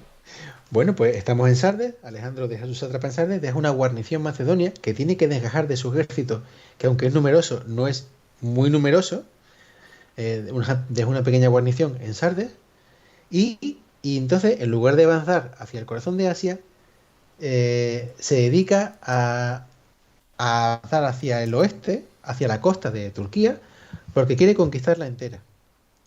Y hay que entender por qué hizo esto. Él sabe que no se puede enfrentar con la flota persa y que tampoco puede avanzar hacia Asia con la flota persa en la retaguardia y unas ciudades que esa flota persa puede volver a conquistar, aunque él las conquiste, o él puede, los persas pueden asegurar esas ciudades gracias a esa flota, y entonces avanzaría hacia Asia con un ejército del rey Darío delante y una provincia inestable y que podría volver a ser conquistada por los persas y atacarle por la retaguardia, ¿no? Ujú. Entonces él tiene que despejar la retaguardia entera. ¿Y cómo lo hace? Pues se propone conquistar el plan de su padre. ¿Cuál era? Pues conquistar Asia Menor. El plan de Filipo, digamos que llegaba a conquistar Asia Menor, la orilla del Mar Negro, y la Jonia y Frigia, hasta llegar hasta Palestina, ¿no? Donde se inserta la península de Anatolia con el resto de Asia. Y entonces sale de Lidia y entra en la región de Jonia, que es el oeste, digamos, la costa occidental de Turquía. ¿Y qué va a hacer? Pues ahora va a por las ciudades griegas de allí. Bien, de camino, algunas ciudades se le van entregando. Porque claro, ha ganado, ya no están los persas, y bueno, siempre hay movimientos en las ciudades en contra de los persas y aprovechan el paso de Alejandro, ¿no? Sí, sí. Somos culturalmente de hecho, griegos. totalmente. La primera gran ciudad a la que se dirige es Éfeso. En Éfeso había una guarnición de mercenarios griegos que cuando se enteraron de lo que les pasó a los mercenarios griegos de Memnón en la batalla del Gránico, y se enteraron que Alejandro iba para Éfeso, pusieron pies en polvorosa y desaparecieron. Por lo tanto, Éfeso se le entregó y Alejandro deshizo el gobierno oligárquico que habían puesto los persas, ¿no? Establece la democracia en Éfeso y lo ha organizado para que el tributo ya no se pagara a Darío. Y diréis, claro, el tributo lo quería él. Pues no. ¿No? Lo Fijaos la ciudad. maniobra tan brillante de Alejandro. ¿Mm? Exactamente. Hemos dicho que Alejandro intenta hacerse el líder total, ¿vale? Eso quiere decir que como va a gobernar pueblos muy diferentes, se presenta como el mejor líder para cada pueblo. Ujú. Hemos visto que a los lidios les basta con sustituir al sátrapa persa, porque ya llevan siglos de dominación persa, pero a las ciudades griegas él quiere presentarse como libertador. No puede a una ciudad griega someterla a tributo como haría un bárbaro. Sí, sí. Entonces, a esta ciudad lo que dice es, el dinero que antes dabais a Darío, se lo dais a, ¿qué hay en Éfeso? El templo de Artemisa. Ujú. Lo daréis al templo de Artemisa. Entonces, se presenta como un liberador del mundo griego. De forma que ya se ha ganado la confianza de los lidios, del pueblo lidio, y se está ganando la confianza de los griegos de Asia. A cada uno le habla en su idioma, entre comillas, quiero decir, a cada uno le da la imagen que necesita para legitimar su hegemonía. Es una Sí. maniobra inteligentísima, Sí, no, se adapta a las circunstancias. totalmente. Además, en Éfeso había un par...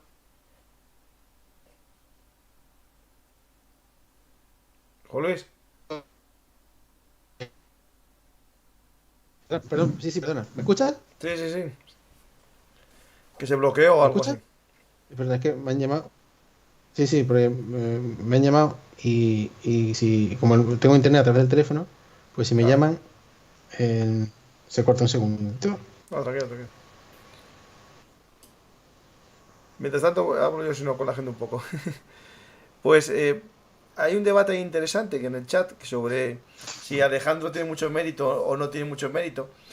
A ver, como todo en la vida, la herencia es importante, ¿no? Es decir, no es lo mismo heredar de Filipo II el reino que había creado y el ejército que había creado que heredarlo de Filipo I, ¿no? Pues la realidad es que todos los personajes históricos tienen un background, ¿no? Es decir, tienen un contexto y Alejandro, con los mimbres que tuvo, que eran buenos, hizo muy buenos cestos.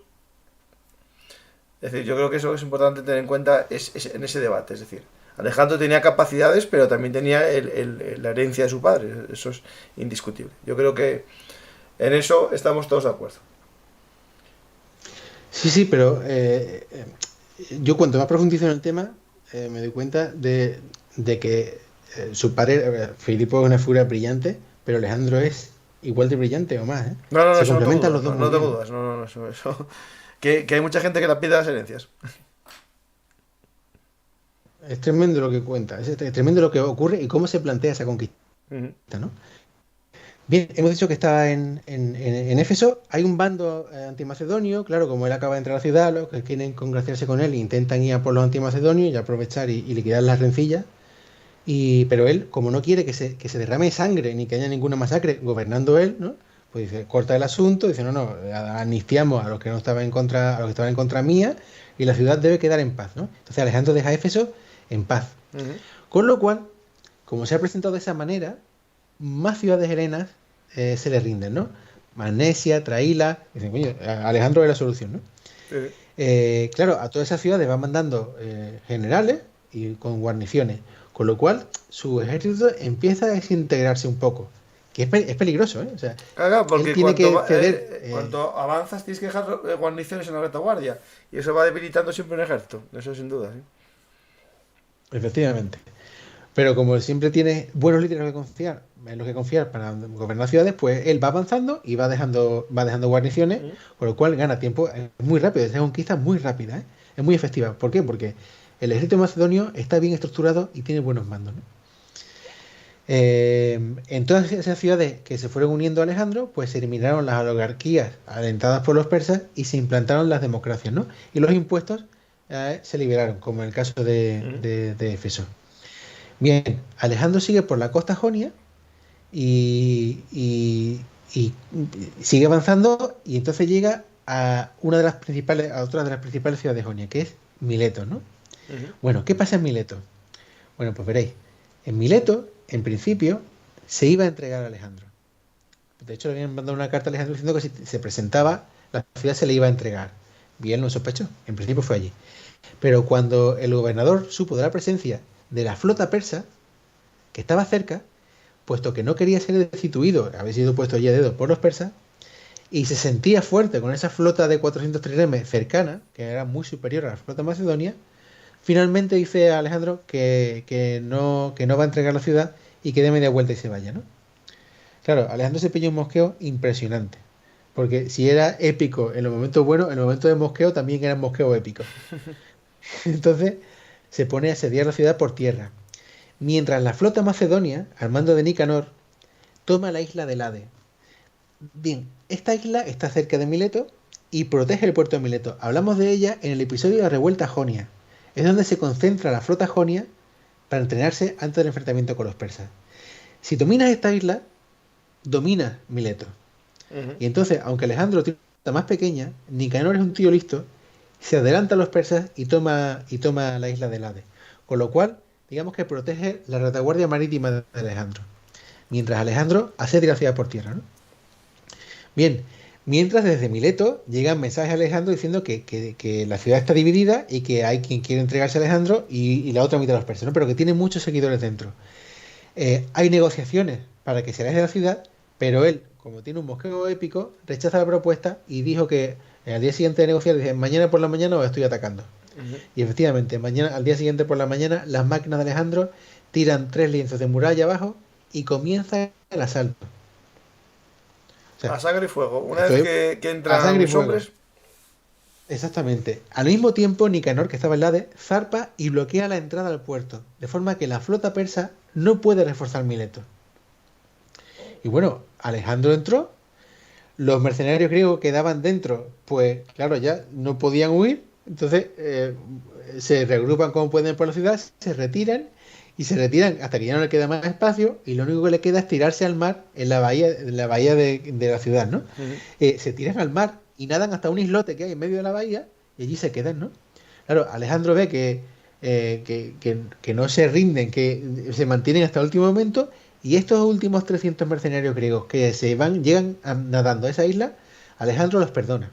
No, es que van a ser buenos combatientes, claro. Sí. Efectivamente.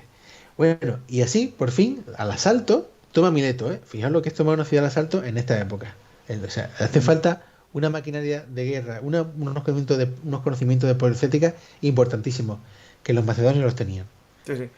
Porque eso hay que pocos días tiran la muralla abajo, ¿no? Claro, hay que tener en cuenta que los asedios, que nos parece la forma más normal, realmente son muy complejos, porque en un caso como este llevarían también un problema logístico para Alejandro y muchas veces las ciudades se toman por un ataque casi al comienzo, es decir, al comienzo del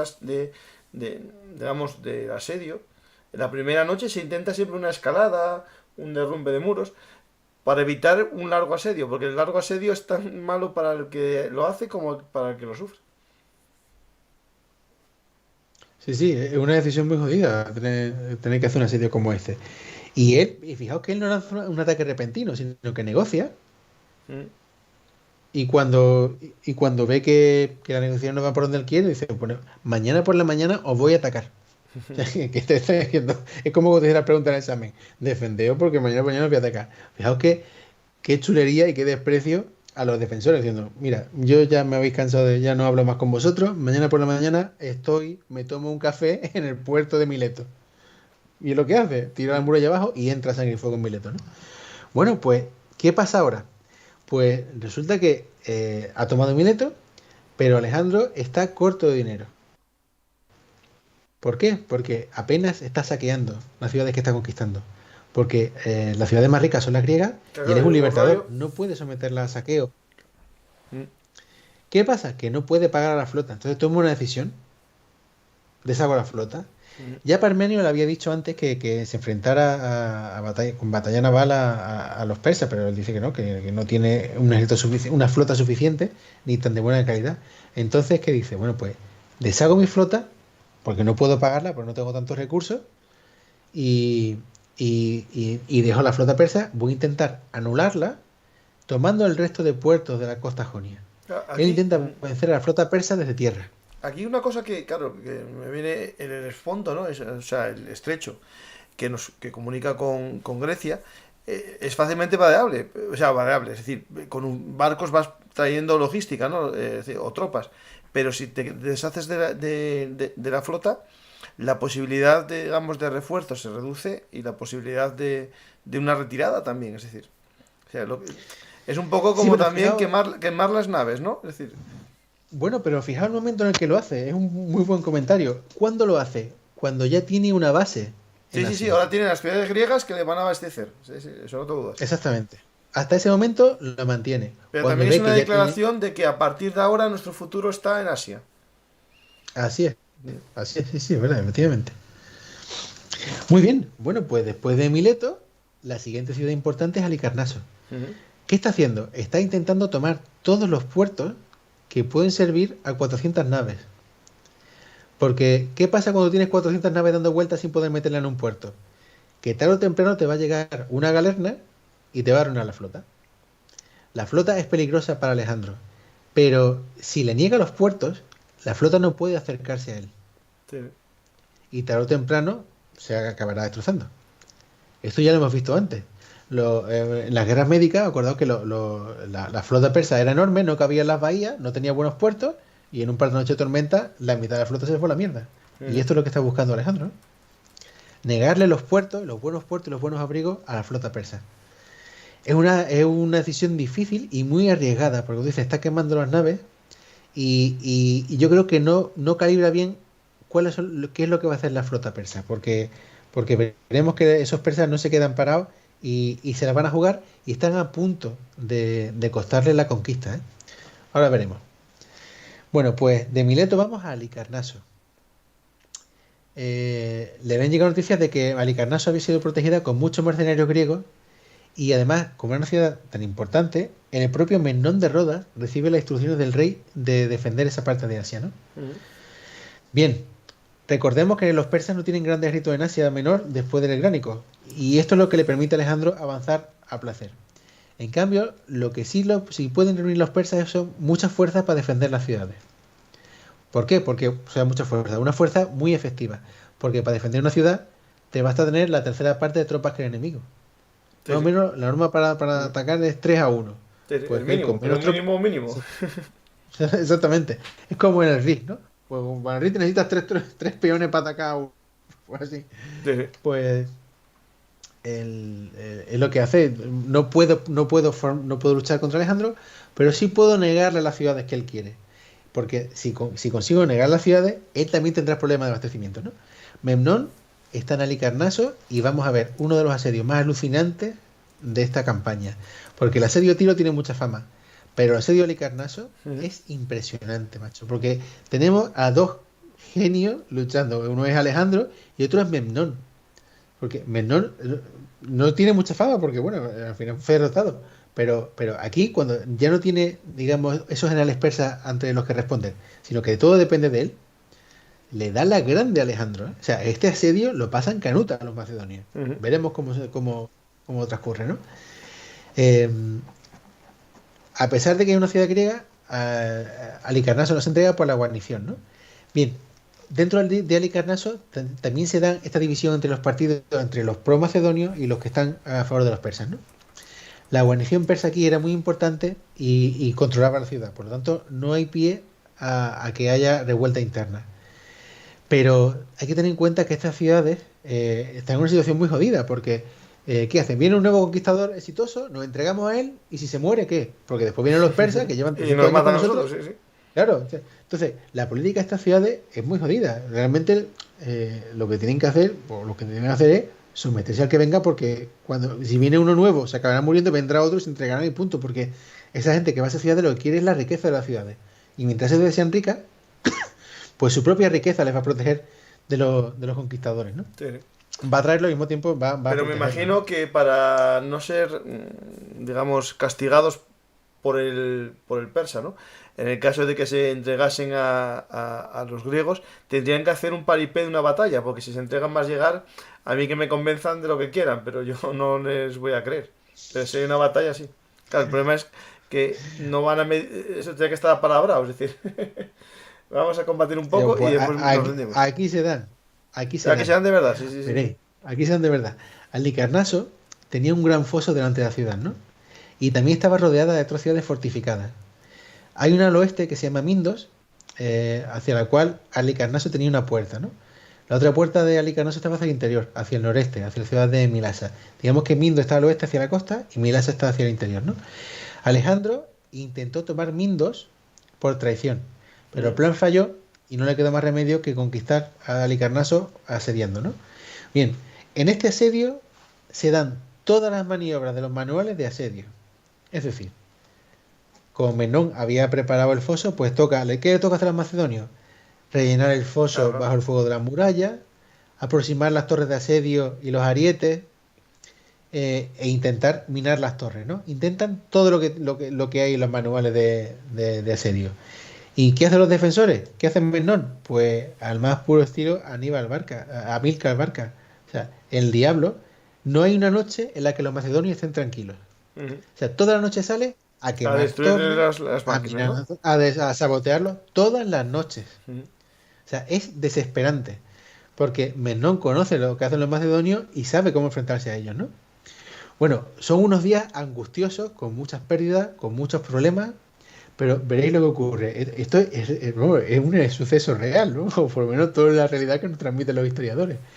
Una noche hay dos piqueros macedonios en el campamento borrachos, ¿vale? Se están emborrachando. Esto lo decir, de verdad que ocurrió. Bueno, a ver, Están borrachos. no falla Y nunca eso. entonces, están por la tarde. Y entonces, borracho como están, dice, no tienen narices de entrar en el Halicarnaso. Y yo dice, ¿qué no? Ah, Sujétame el Kilix. ahí van mis huevos. Y entonces los dos se apuestan a ver quién es el primero dentro de la ciudad. Y estos dos tíos solos se acercan a la muralla, ¿vale? Tambaleándose. Los defensores se ríen. Y como ya están picados, claro, son griegos, lo que tienen frente son macedonios, pues una partida de griegos sale por un portón a cargarse a estos dos macedonios, ¿vale? Pero para sorpresa de todo, estos macedonios se cargan a los griegos, Ujú. borrachos como estaban. Y claro, de repente, de los dos bandos, ven lo que está pasando y dicen, pelea, pelea, pelea. Entonces empiezan a bajar de la muralla A los por ellos, griegos que son de los y los nuestros. macedonios a acercarse allí y se forma una pelea de bar. Una pelea de bar, macho, era al pie de la muralla de Halicarnaso. Bueno, se lía tan grande que al final los macedonios, Alejandro ve eso y dice, hay que aprovechar y hay que atacar. Sí, sí, sí. Cuando consiguen organizarse el ataque, bueno, los últimos griegos se retiran, cierran el portón y rechazan el ataque, ¿no? Pero así fue como un par de macedonios borrachos estuvieron a punto de tumbar a Halicarnaso. Mira, hay batallas así muy extrañas que comienzan, por ejemplo, Aquas Estiae empieza porque unos aguadores que iban por agua al río se ponen a luchar y al final los soldados ya no aguantan más y dicen, hay que ayudar a los aguadores de tal. Y al final, a veces los oficiales no quieren lucha y les obligan, ¿no? En este caso pudo ser eso. Y por los pelos de un calvo, ¿no? No llegan a entrar, ¿no? Es decir, pero bueno, es interesante eh, que a veces los pequeños errores es un error, ¿no? Abrir las puertas para ir a por dos borrachos. Pues sí, pues sí. Hay una ilustración, imagino que lo ha puesto en Sí, sí, imagen, sí, pues en sí, la sí. que de esos dos macedonios borrachos ante la murda de Halicarnaso, ¿no? Bueno, el asedio prosigue, ¿no? Y Menón se empleó a fondo en la defensa, ¿no? En Tengo el otro una de la salida, ilustración, los defensores... espera, Juan Luis, hay una ilustración que no la puedes ver porque con este sistema que tengo ahora mismo no puedo, bueno, te la puedo compartir a ti, espera, ¿eh? Es de un libro de Osprey, en el que hay una especie de máquina, no es una máquina, es como una pirámide de sacos terreros que la dirigen hacia el foso. Parece que es como para que vuelque y cubra el foso. Mira, la perdí. Ahí. Arrien no lo menciona, pero sí dice cubren, sí dice sí menciona, tuvieron que cubrir el foso antes, probablemente sea eso. No te la puedo poner. Espera, espera, espera. No puede ser. Aquí está. Ahí la ves. Ahora mismo me estoy viendo a mí mismo. Ah, sí, ahora sí lo veo. Van arrastrándolo con la forma que tiene como de una especie de pirámide, pero no es una pirámide perfecta. Al caer, puede que haga como una cuña y la parte que nosotros estamos viendo quedaría en horizontal y pasarían por ahí. Pues probablemente. Arriano no dice cómo, pero sí dice que tuvieron que rellenar el foso para llevar las torres a la muralla. Y Mm. parece un buen sistema, desde luego. Tiene sentido, ¿eh? Sí, sí. Pues tengo que preguntar a Rubén Sazabaz, que hizo su tesis doctoral sobre los asedios en la antigüedad, y voy a preguntarle un día esto. Muy bien. Bueno, pues la salida y el asedio. Bien, ocurrió otra noche que en otra de las salidas los defensores salen por otra puerta y colocan un puente sobre el foso, ¿vale? Ujú. Llegan al campamento, queman todas las torres, pero al volver perseguidos, el puente se rompe, se caen todos los que están cruzando en ese momento y la mayoría mueren aplastados, ¿no? Eh, o sea, fue una cosa verdaderamente Sí. dramática, todo lo que ocurre en la batalla, ¿no? Finalmente, a pesar de todos sus esfuerzos, los macedonios están llegando a la muralla y días después Menón se da cuenta de que la ciudad está a punto de caer. ¿Y qué hace? Pues prende fuego a todo lo que pueda servir a los macedonios. No les deja nada. Y se retira a las ciudades fortificadas exteriores, ¿no? Esas que hemos hablado. Bueno, Alejandro por fin consigue entrar a la ciudad y aunque perdona la vida de los que encontró en sus casas, en uno de sus mosqueos monumentales, ordena arrasar la ciudad de Halicarnaso, ¿no? Por todo lo mal que lo había pasado allí. Y dejó una pequeña guarnición para vigilar la fortaleza. Claro, aquí estamos en el tema de guerra estática. Tienes unos tíos que están en esa fortaleza, están bien protegidos, puedes gastar más tiempo intentando saltar esa fortaleza, o puedes, utilizando esos principios de la Blitzkrieg, ¿no? De rodear una posición estática y seguir tu camino, ¿no? Y como Alejandro ve que ya Halicarnaso no es aprovechable para la flota persa y no gana nada conquistando esas fortificaciones, se limita a dejar una guarnición que inmovilice a esas guarniciones griegas, mercenarias, y él se dedica a seguir el avance. Por lo tanto, Halicarnaso está en Caria, conquista Halicarnaso, y entonces, eh, ¿cómo se legitima entre los carios? Bueno, como esto ya es otra setapía, Ujú. esto es Caria, Halicarnaso está en la región de Caria, veréis qué curioso. Recordad lo que hemos dicho de que él intenta presentarse como líder total. Sí, sí. Él se aleja de Halicarnaso, que ya tiene controlada la región, y entonces va en busca de un miembro de la familia real de Caria. ¿Quién es esta señora? Pues se llama Ada de Caria. Ya hemos hablado de otras mujeres Sí, sí. líderes de Caria, como Artemisia de Halicarnaso, ¿no?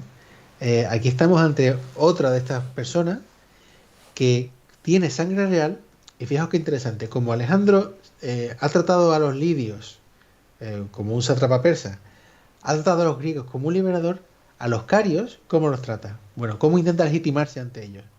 Pues entroncando Ujú. con la familia real caria, con esta hada de Caria. Sí, sí. ¿Cómo lo hace? Pues no se casa con ella porque es una señora mayor. Lo que hace es que la convence para que lo adopte como hijo. Anda, mira, está bien pensado. Sí, sí. Entonces, Alejandro pertenece a la familia real de Caria. Por Es el adopción. líder natural de la Caria Claro. Sí, sí, sí, que sí. acaba de liberar acaba de liberar a los carios del dominio persa. Ujú. Entonces, es un legítimo gobernante cario. Ya no es un gobernante extranjero. Fijaos qué maniobra tan astuta, macho. Ya no es un extranjero que ha dominado Caria. Es una persona de sangre real, de la familia real. A esa familia a la que pueden responder todos los carios, ¿no? Ujú. Ada de Caria, además, la nombra gobernadora a su madre adoptiva y bueno, y sigue su camino. Bien, con todo esto que ha pasado, todo esto ha pasado en el verano de 334. Y ahora se acerca el invierno. Se acerca el invierno, señores. Pero bueno, no es un invierno de los del norte, ¿eh? No, no, no es un invierno, pero Es veréis un qué invierno de interesante. Rebequita. Bueno, a ver, no, Y- a ver, este invierno hubo imágenes de nevada en Turquía, ¿eh?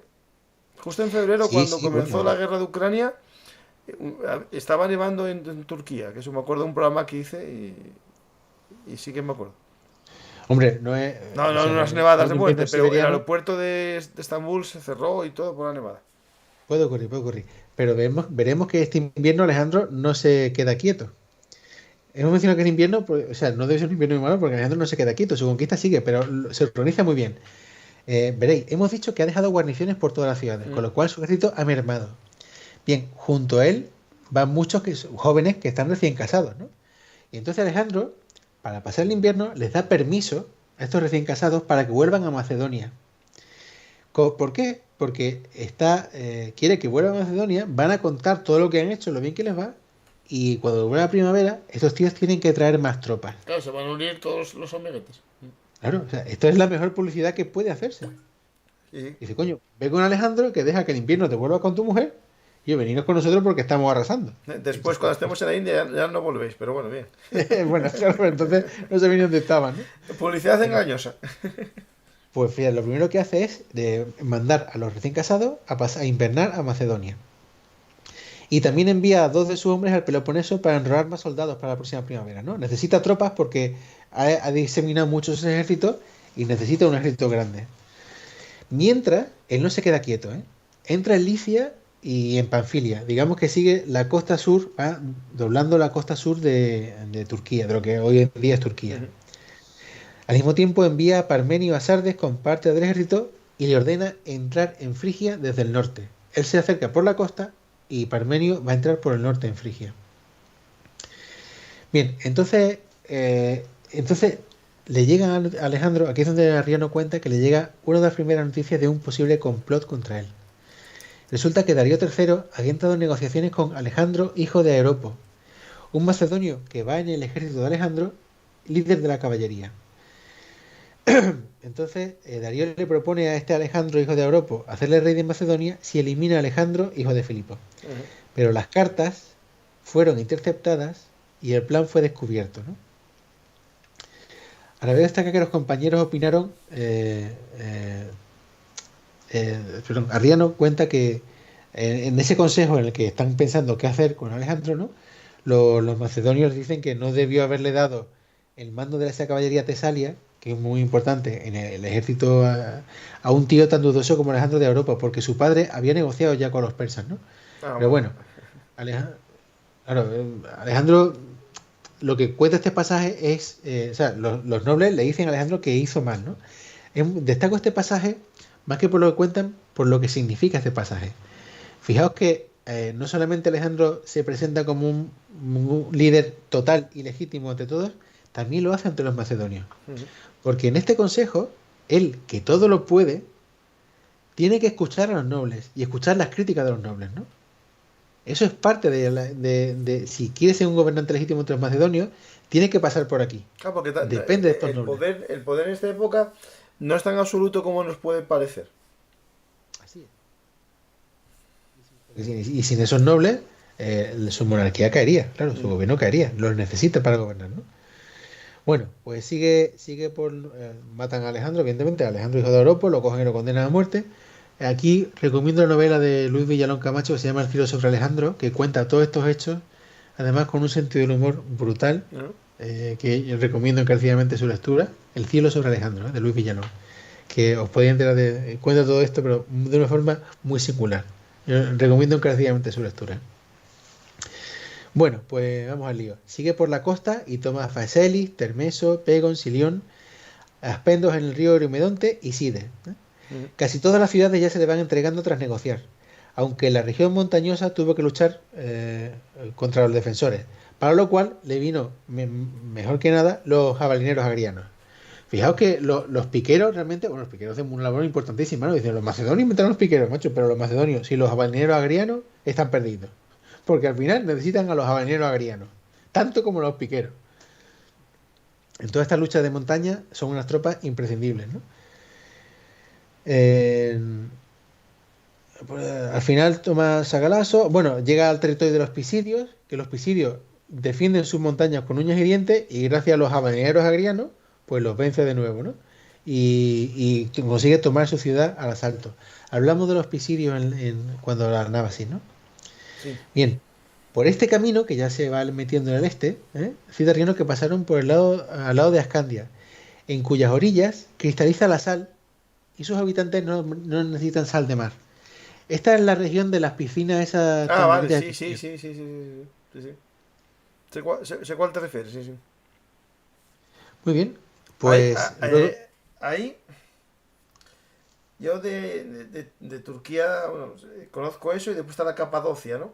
Es que lo digo por una pregunta que me viene ahora a la mente que hicieron en el chat, ¿no? En el chat acaban de preguntar de Gedrosia, que no es justo aquí, Gedrosia es para más adelante, de que encontraron o dicen que encontraron a hombres neandertales. ¿Te suena esa historia?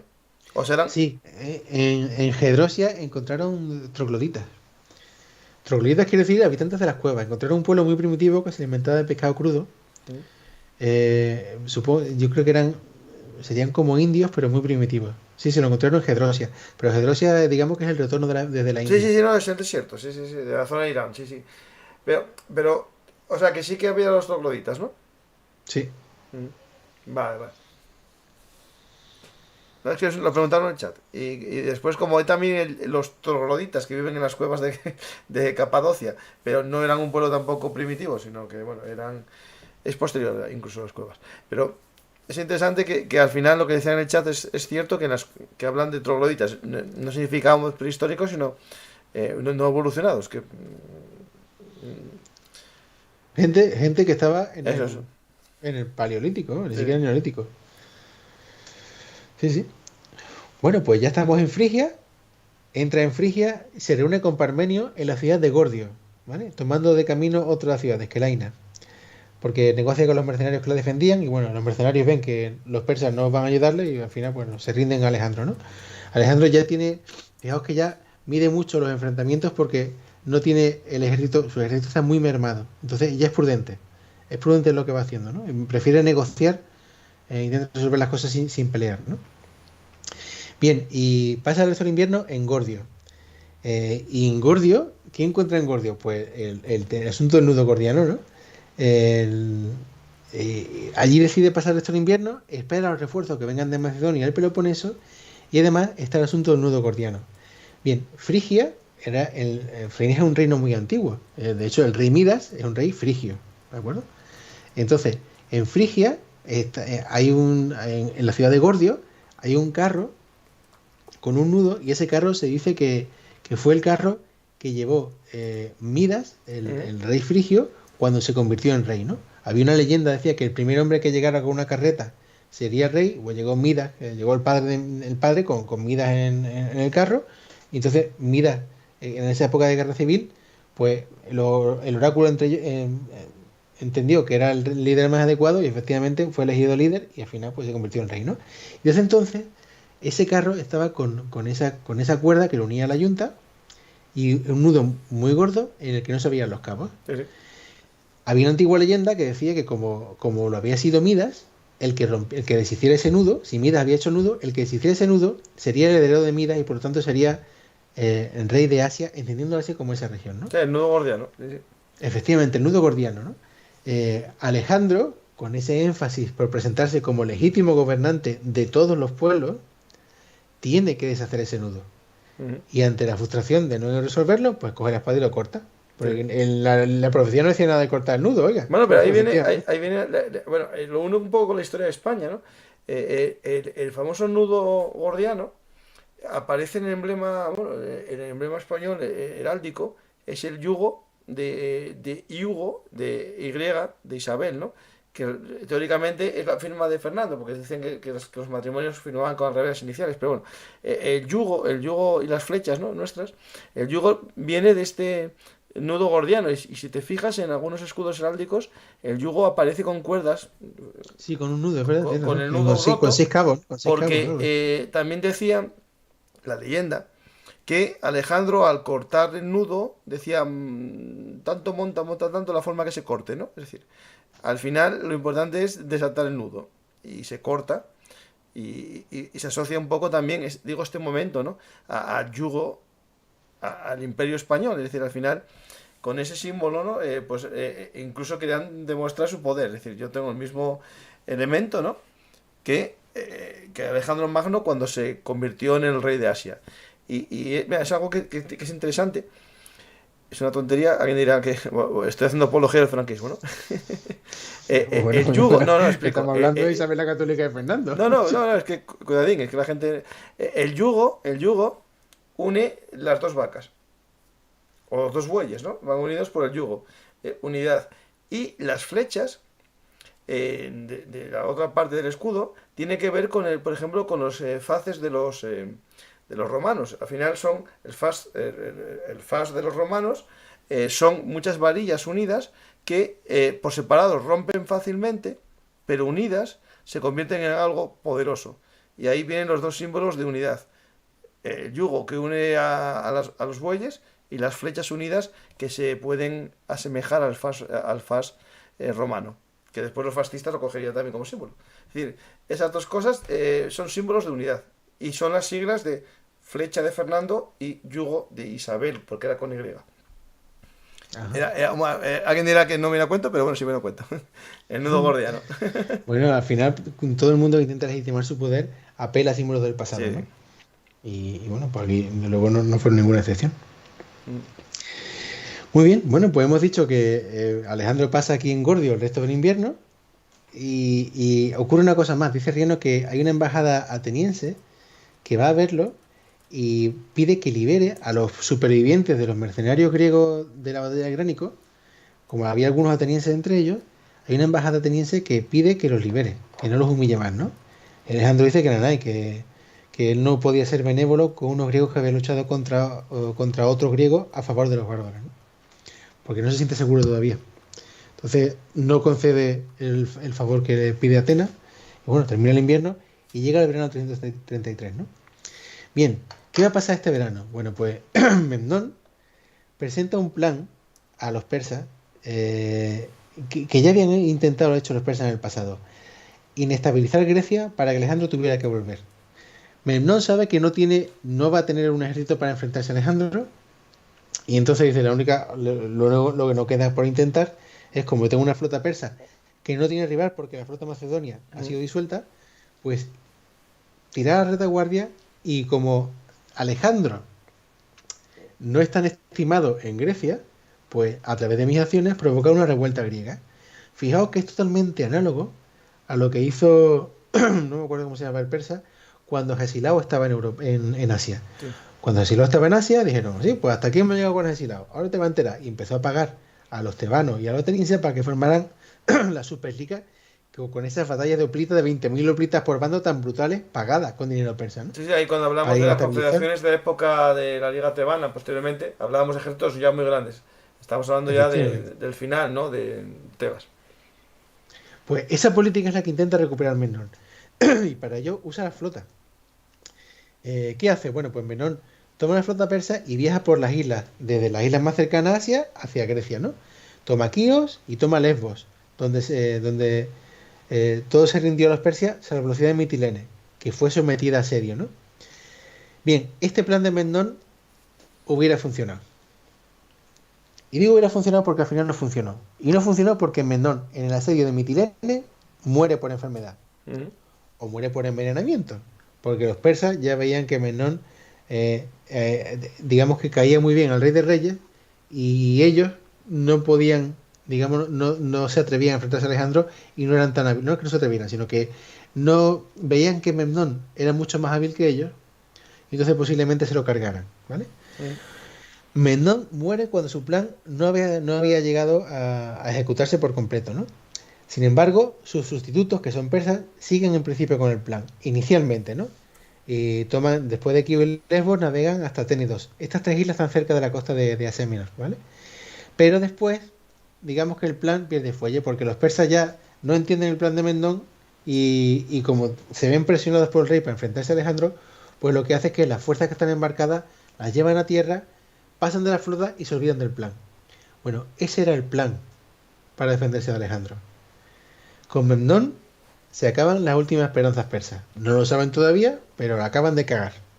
Cuando muere Memnón y ellos abandonan el plan de Memnón y no siguen fomentando esa inestabilidad en Grecia, la cagan. Porque Alejandro ya no tiene como rival a la flota persa y no tiene enemigo en Asia Menor. Bueno, Aún así, hay una flotilla, una pequeña flotilla persa que se escinde y llega hasta Eubea. Y allí los macedonios se dan cuenta de que no tienen flota, consiguen unos barquitos y una noche, bueno, consiguen unos cuantos triremes y una noche sorprenden a la avanzadilla persa en tierra y la queman, ¿no? Y así, bueno, pues se libran de la primera avanzadilla, que fue realmente lo que hizo desistir de su plan al resto de las flotas persas, ¿no? Pero bueno, ahí están. Mientras en Gordia, dime. No, que más o menos vamos viendo que la carencia de una flota mm, lo fueron apañando a su manera, ¿no? Es decir, no tengo una flota, pero me voy haciendo yo con lo que pueda, ¿no? Lo voy encontrando en las ciudades griegas que se fueron fieles, sí que tendrían sus pequeñas flotas, o al menos... Sí, y ahí está el peligro. O sea, cuando dijimos que Alejandro se arriesgó mucho a deshacer su flota, pues no podía mantenerla sencillamente, se la jugó. O sea, era un plan muy arriesgado y la respuesta a ese plan era el plan de Memnón. Ujú. Es que era el plan perfecto, porque esa flota persa ya no tenía oposición. Podía atacar a Grecia, podía llevar recursos a Grecia, podía provocar todo tipo de inestabilidades en Grecia y obligar a Alejandro a volver. Sí, claro, ¿no? Podía provocar una nueva revuelta en Grecia. Y sin embargo, pues murió Memnón y los persas no siguieron ese plan. Quizás no lo entendieron bien. Pero aquí es donde se ve que la carencia de fruta de Alejandro está a punto de costarle la campaña, ¿eh? Ujú. Porque el plan de Memnón era muy bueno y realmente lo hubiera fastidiado, porque Alejandro se hubiera quedado atrapado en Asia. Sí. No, es que ese es el tema, es que al final incluso podían, no digo atacar Macedonia, pero sí debilitar claramente su posición en Grecia, ¿no? Si la población griega se ve atacada, Totalmente. dirá, yo para qué estoy apoyando a a este macedonio para nada, ¿no? Es decir, le puede haber generado una revuelta Ataca no ya Macedonia, busca apoyo en Grecia, claro, claro, busca no en la apoyo en Grecia y Jonia, ataca Macedonia. sino en Grecia. Ujú. Sí, sí. O incluso haber levantado a los espartanos. Hubo levantar, fíjate, lo hubiera dado Esparta con una Ajá. flota persa al lado, Sí, sí. que no es la primera vez que se ve, ¿eh? No, por eso digo que ya hay antecedentes. A los oyentes que hayan llegado a esto recientemente, nos referimos al tercer episodio de la Guerra del Peloponeso. Voy a poner los que los quieran escuchar los programas que tenemos los dos en iVoox. Hay una lista de reproducción en iVoox que se llama Un bar del Pireo. Ahí están todos los programas de los dos. Nuestro bar en el Pireo se llama. Nuestro bar en el Pireo, sí, Pireo. sí. Te pones Nuestro bar en el Pireo en iVoox y salen todos los programas que tenemos los dos juntos. Por lo tanto, ahí, bueno, los dos juntos no. Juan Luis y yo escuchando e interrumpiendo, pero bueno, bien. Menos en un par de ellos que sí que hablé mucho, en el de Esparta, que lo hicimos casi un dueto. Los demás eres tú. Pues seguimos. A ver si hay alguna pregunta en esta pausa. A ver si hay alguna pregunta. No, hablan del tema de la desmonetización y todo eso. Bueno, a ver, esto de YouTube, por ahora me desmonetizan todos los vídeos de primeras. Tengo que recurrir todos, porque como es la temática bélica, armas y tal, los bots, estos robots que tienen, no sé, me sale el símbolo en todos, no desmonetizado, sino reducido, que solo va a cierto público. Y después me lo activan pasado un día. Me pasó alguna vez en el vídeo de drones que puse un vídeo y tenía una musiquilla y me quitaron la monetización de todo el vídeo por un minuto o menos. Que había una música que usé de una página web de un dron. O sea, la página web del dron tenía esa música y sí que usé el problema de monetización. Pero bueno, también os digo que si queréis apoyar y que no tengamos estos problemas y podéis ser más libres, ahí están los sistemas de patreon.com, que ahí podéis apoyarnos, e incluso en el propio YouTube, eso del euro mensual, en el que os ganáis una pequeña insignia y alguna cosa, también evita el peligro de que desmoneticen algunos vídeos. Y lo explico por eso, es decir, no creo que me censuren por haber dicho una palabrita antes. No, yo creo que no, pero ya os lo diré, si me sale desmonetizado, puede que haya sido por eso. Pues vamos al tema, vamos ya acercándonos, ¿no?, a una gran batalla. Sí. Bien, salimos de Gordio. En Gordio recibe las tropas de refresco y entonces también recibe embajadas de los paflagonios que se le entregan. Hablamos de los paflagonios también con la Anábasis. Sí, sí. Y hecho esto, Alejandro marcha veloz hacia las puertas cilicias, siguiendo el camino y los consejos que Jenofonte dejó escrito en su Anábasis. No olvidemos que Alejandro tiene una copia de la Anábasis que ha estudiado en profundidad y gracias a la cual conoce el camino para ir al corazón de Asia, ¿eh? Bueno, que hubiese escuchado Bellum Artis en los programas que tenemos sobre Anabasis, que también vale. Es verdad. Cruzó las puertas cilicias sin oposición, ¿vale? Y luego supo que los persas se estaban retirando y reagrupando junto al rey, que por eso no se habían enfrentado en las puertas cilicias, que era una buena oportunidad para bloquearlos, ¿no? Así que aprovechó y tomó la ciudad de Tarso, ciudad de Cilicia, de donde algunos siglos después, pues nacería San Pablo de Tarso. Sí, sí. Bueno, pues en Tarso, Alejandro sufrió una gran enfermedad porque tenía mucho calor, se metió en agua fría y por poco se nos muere. Ah, es que eso los fríos de todo el día. Eso de, niño, no te metes en el agua después de comer. Que te corta digestión, que coges el frío. Pues le cortó la digestión, macho, Sí, sí. y estuvo a punto de morirse. Bueno, a ver, Estuvo muy malo. el Barbarroja murió en un pequeño río también, o sea, Fíjate, es verdad, es verdad. que ten cuidado. Y en esa zona. Bueno, después de recuperarse en extremis, envió a Parmenio la avanzadilla para tomar las puertas asirias, que son las siguientes puertas de salida a esta región. Estamos donde la península de Anatolia toca Asia, ¿eh? Entre las puertas cilicias y las puertas asirias están en ese lado, ¿eh? Sí, eso lo vimos en el programa de la Anabasis. Voy a buscarlo para que lo vea la gente en el... ¿Qué pasó por aquí? Bueno, toma la ciudad de Soloi y avanza hacia el sur. Parmenio va en avanzadilla para asegurar las puertas, ¿no? Y como curiosidad, entra en otra ciudad que se llama Mayos y a los habitantes de la ciudad les quitó los impuestos de los persas, porque se decía que eran descendientes de los colonos de Argos. Entonces eran griegos. O sea, para él apela a su idiosincrasia griega, ¿no? Y como ciudad griega los libera de impuestos, ¿no? Aunque están metidos en Asia. Pero la tradición dice que fueron fundados por colonos árgivos. Bien, en Soloi está un tiempo descansando y se cuenta que hizo una gran parada militar y revista de las tropas nuevas, ¿no? Y claro, un espectáculo que allí no se había visto antes. ¿Y qué está pasando en el bando persa? Pues veréis. Durante todo este tiempo, Darío, ahora sí, había reunido un gran ejército y aguardaba el enfrentamiento con Alejandro en un lugar adecuado de Asiria. Un lugar adecuado, ¿qué quiere decir? Una gran llanura donde pudiera maniobrar su caballería, ¿no? Pero como Alejandro se estaba retrasando en Cilicia, Darío se impacientó. Bien, nos cuenta Arriano escenas de ese banquete en el que está Darío con sus comensales, ¿no?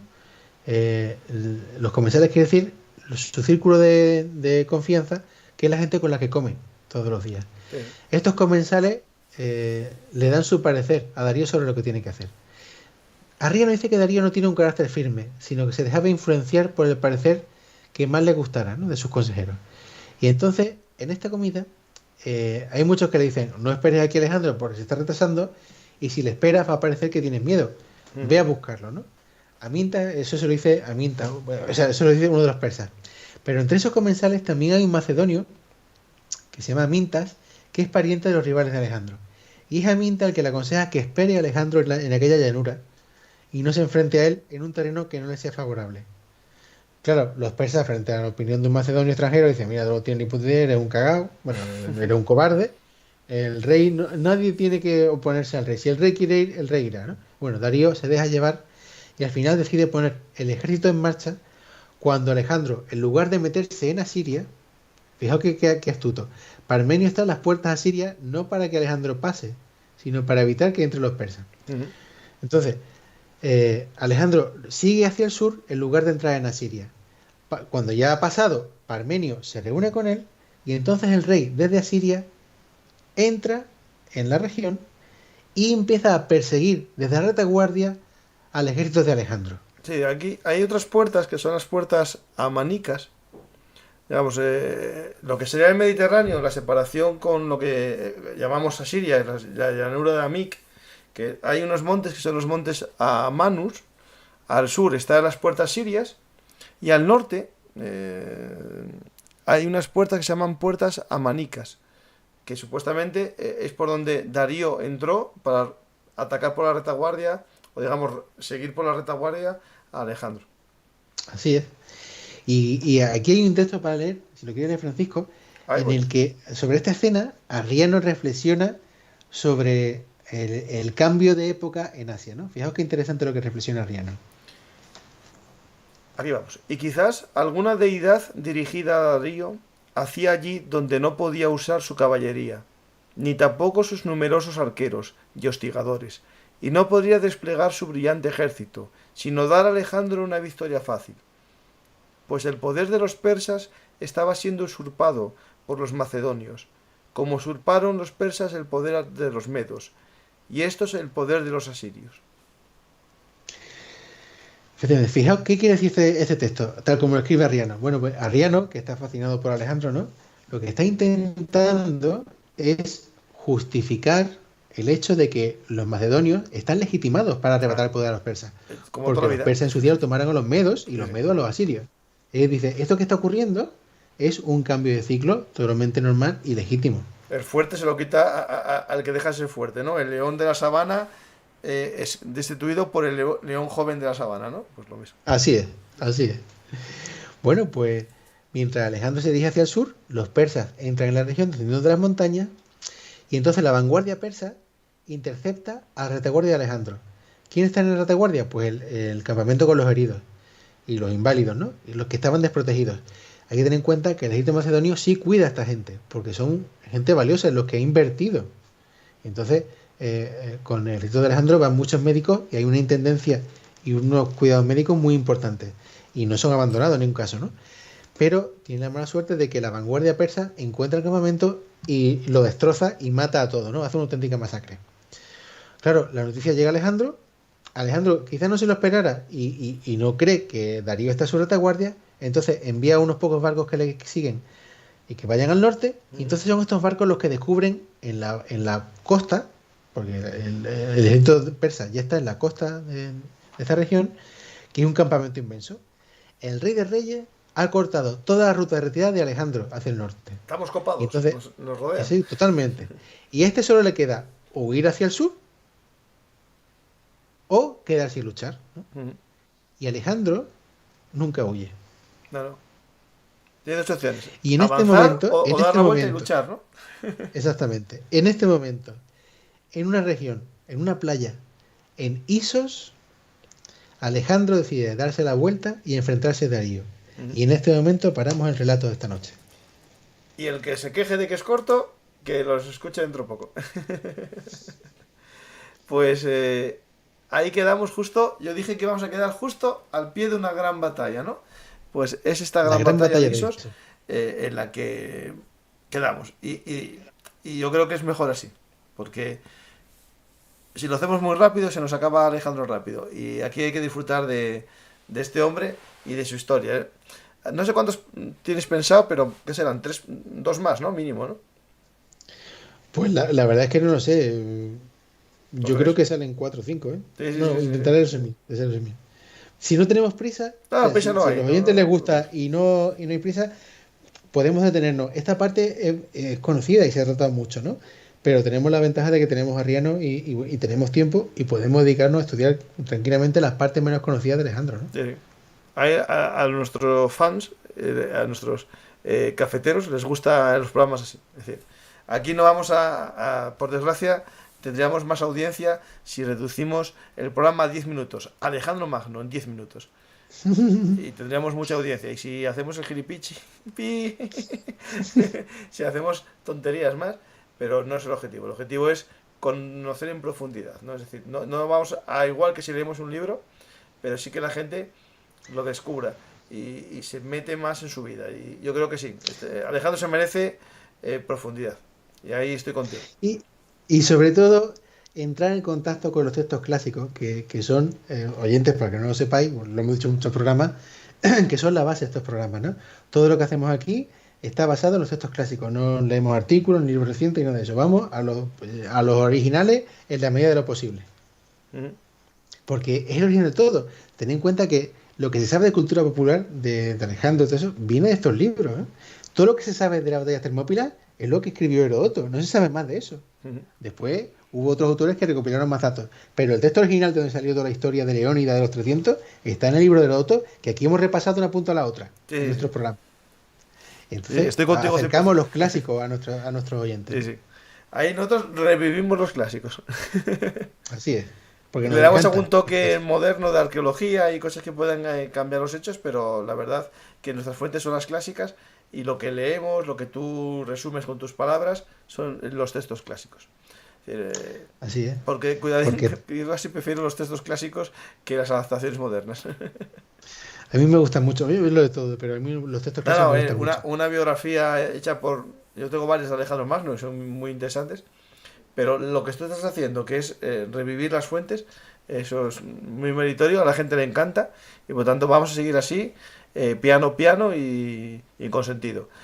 De hecho, hay una pregunta de Máximo Darius, que tiene un poco que ver con esto. Ahí va, es una reflexión y después se convierte en una pregunta en otro punto, ¿no?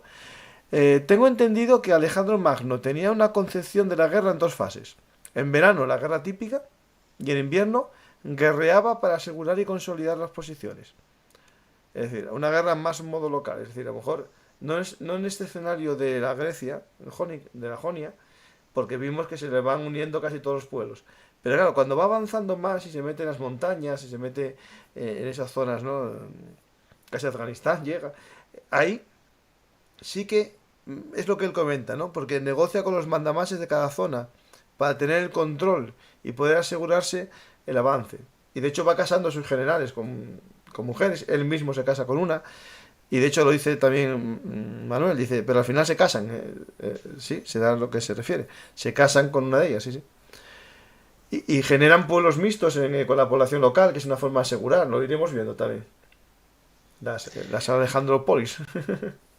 Hombre, aquí hemos visto que él no se detiene en invierno, al contrario que la mayor parte de los ejércitos, ¿no? Él prolonga su campaña en invierno, que es una cosa que en todo lo que hemos contado de los griegos no se hace.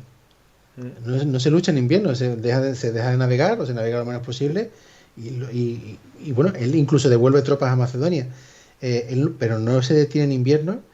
Y yo creo que no es que sea una guerra de consolidación, sino que elige muy bien los sitios que atacar en invierno. No va buscando grandes batallas campales, porque no tiene un sitio para eso, pero sigue buscando pequeñas fortalezas y tal, porque el invierno le pilló en esas regiones. No sé qué hubiera hecho, la verdad, si el invierno le pilla entrando en Persia. No sé si hubiera entrado en Persia en invierno. El tema, lo de luchar en invierno en la época clásica tiene que ver por lo de que la guerra se alimenta con la guerra. Es decir, cuando se ataca una ciudad o se ataca un campo, si está ya sembrado, ya está en la cosecha a punto de recoger, como es ahora más o menos, ¿no? Esta época y un poco mayo, depende del tipo de cereal, ¿no? Los llamados cereales de invierno, que se plantan en invierno y salen ahora. Claro, la guerra se hacía en esta época para poder alimentar a los soldados. Es decir, si llegaban pronto, saqueaban la cosecha, y si llegaban un poco tarde, saqueaban los graneros. Es decir, siempre estaba la comida ahí. Atacar en invierno, aparte del clima, las temperaturas, es el tema de la comida, que no es tan fácil transportar. Y sin embargo, él no se detiene y consigue victoriarse. También es verdad que en esta región, ya lo vimos con Genofonte, hay muchas ciudades que en invierno, esas ciudades fortificadas de esta región, pues digamos que guardan su alimento en esas fortalezas, ¿no? Por eso las ataca y por eso las asedia. Y consigue que ya tiene una base numerosa de pueblos que le siguen y consigue alimentos de ellos, ¿no? Sí. Pero sí, yo creo que tiene una gran ventaja. Una de las claves de su éxito es que no detiene la guerra en invierno, consigue continuarla con menos tropas, pero es capaz de continuar su campaña en invierno. Eso es bueno porque también, como se dice, no reduce la presión. Es decir, al final está presionado todo el rato, sus soldados no paran de estar efectivos y no hay una relajación tampoco. Es decir, en este caso, claro, si tú relajas mucho a las tropas en guarniciones, volver a activarlas es complejo. Pues lo que hace es que no, a lo mejor baja un poco el ritmo, pero no para. Dicen aquí una cosa que yo creo que esta no podemos contestarla ahora, Daniel, porque ¿qué porcentaje de persas tenía el ejército en Macedonia? En este momento, no, porque todavía no venció. Posteriormente, de persas ninguno. Claro, bueno, en este momento nada. A lo mejor algún esclavo, pero más posteriormente sí, empieza ya a reclutar tropas cuando ya está en Babilonia, o sea, cuando ya toma Babilonia, es decir, hasta este momento no. En este momento... Al principio no muchas, pero de eso, los diadocos sí harán uso de guerreros persas equipados al modo helenístico. Sí, pero en este momento no.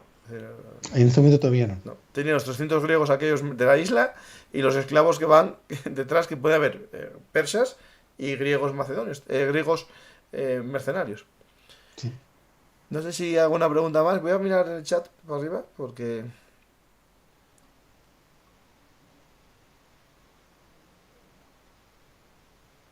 En la mitología griega, Pánfilo era un héroe que murió combatiendo con los Heráclidas en la conquista del Peloponeso. No es que hablan de Pánfilo. Esa disputa de Pánfilo, yo creo que Pánfilo, no seas Pánfilo, ¿no? Viene por Narváez, porque pensaba que iba a descubrir la leche ahí en la Florida y el pueblo no encontró nada, ¿no? Le encontró la muerte y la desgracia, ¿no? Pues yo creo que viene de ahí, no seas Pánfilo, o sea, no viene por la cultura En clásica. un programa de la conquista menciona la cara de Pánfilo cuando vuelve y espera que estén esperando los barcos y los barcos no están esperándole, ¿no? Eso. Dice, ahí vino la cara de Pánfilo. Diciendo, otra los barcos. Pues también puede ser ahí, sí, sí. No sé, sí, pero me hizo mucha gracia. Sí, sí. Pues no sé si no, preguntas, no hay más por ahora. Esperamos, we need more. A mí solo me queda mencionar que en la marca de miniaturas de 15 milímetros Siston, aparte de la lanza de los compañeros Alejandro, una marca de miniaturas de plomo histórica, pues tiene un modelo de piquero asiático.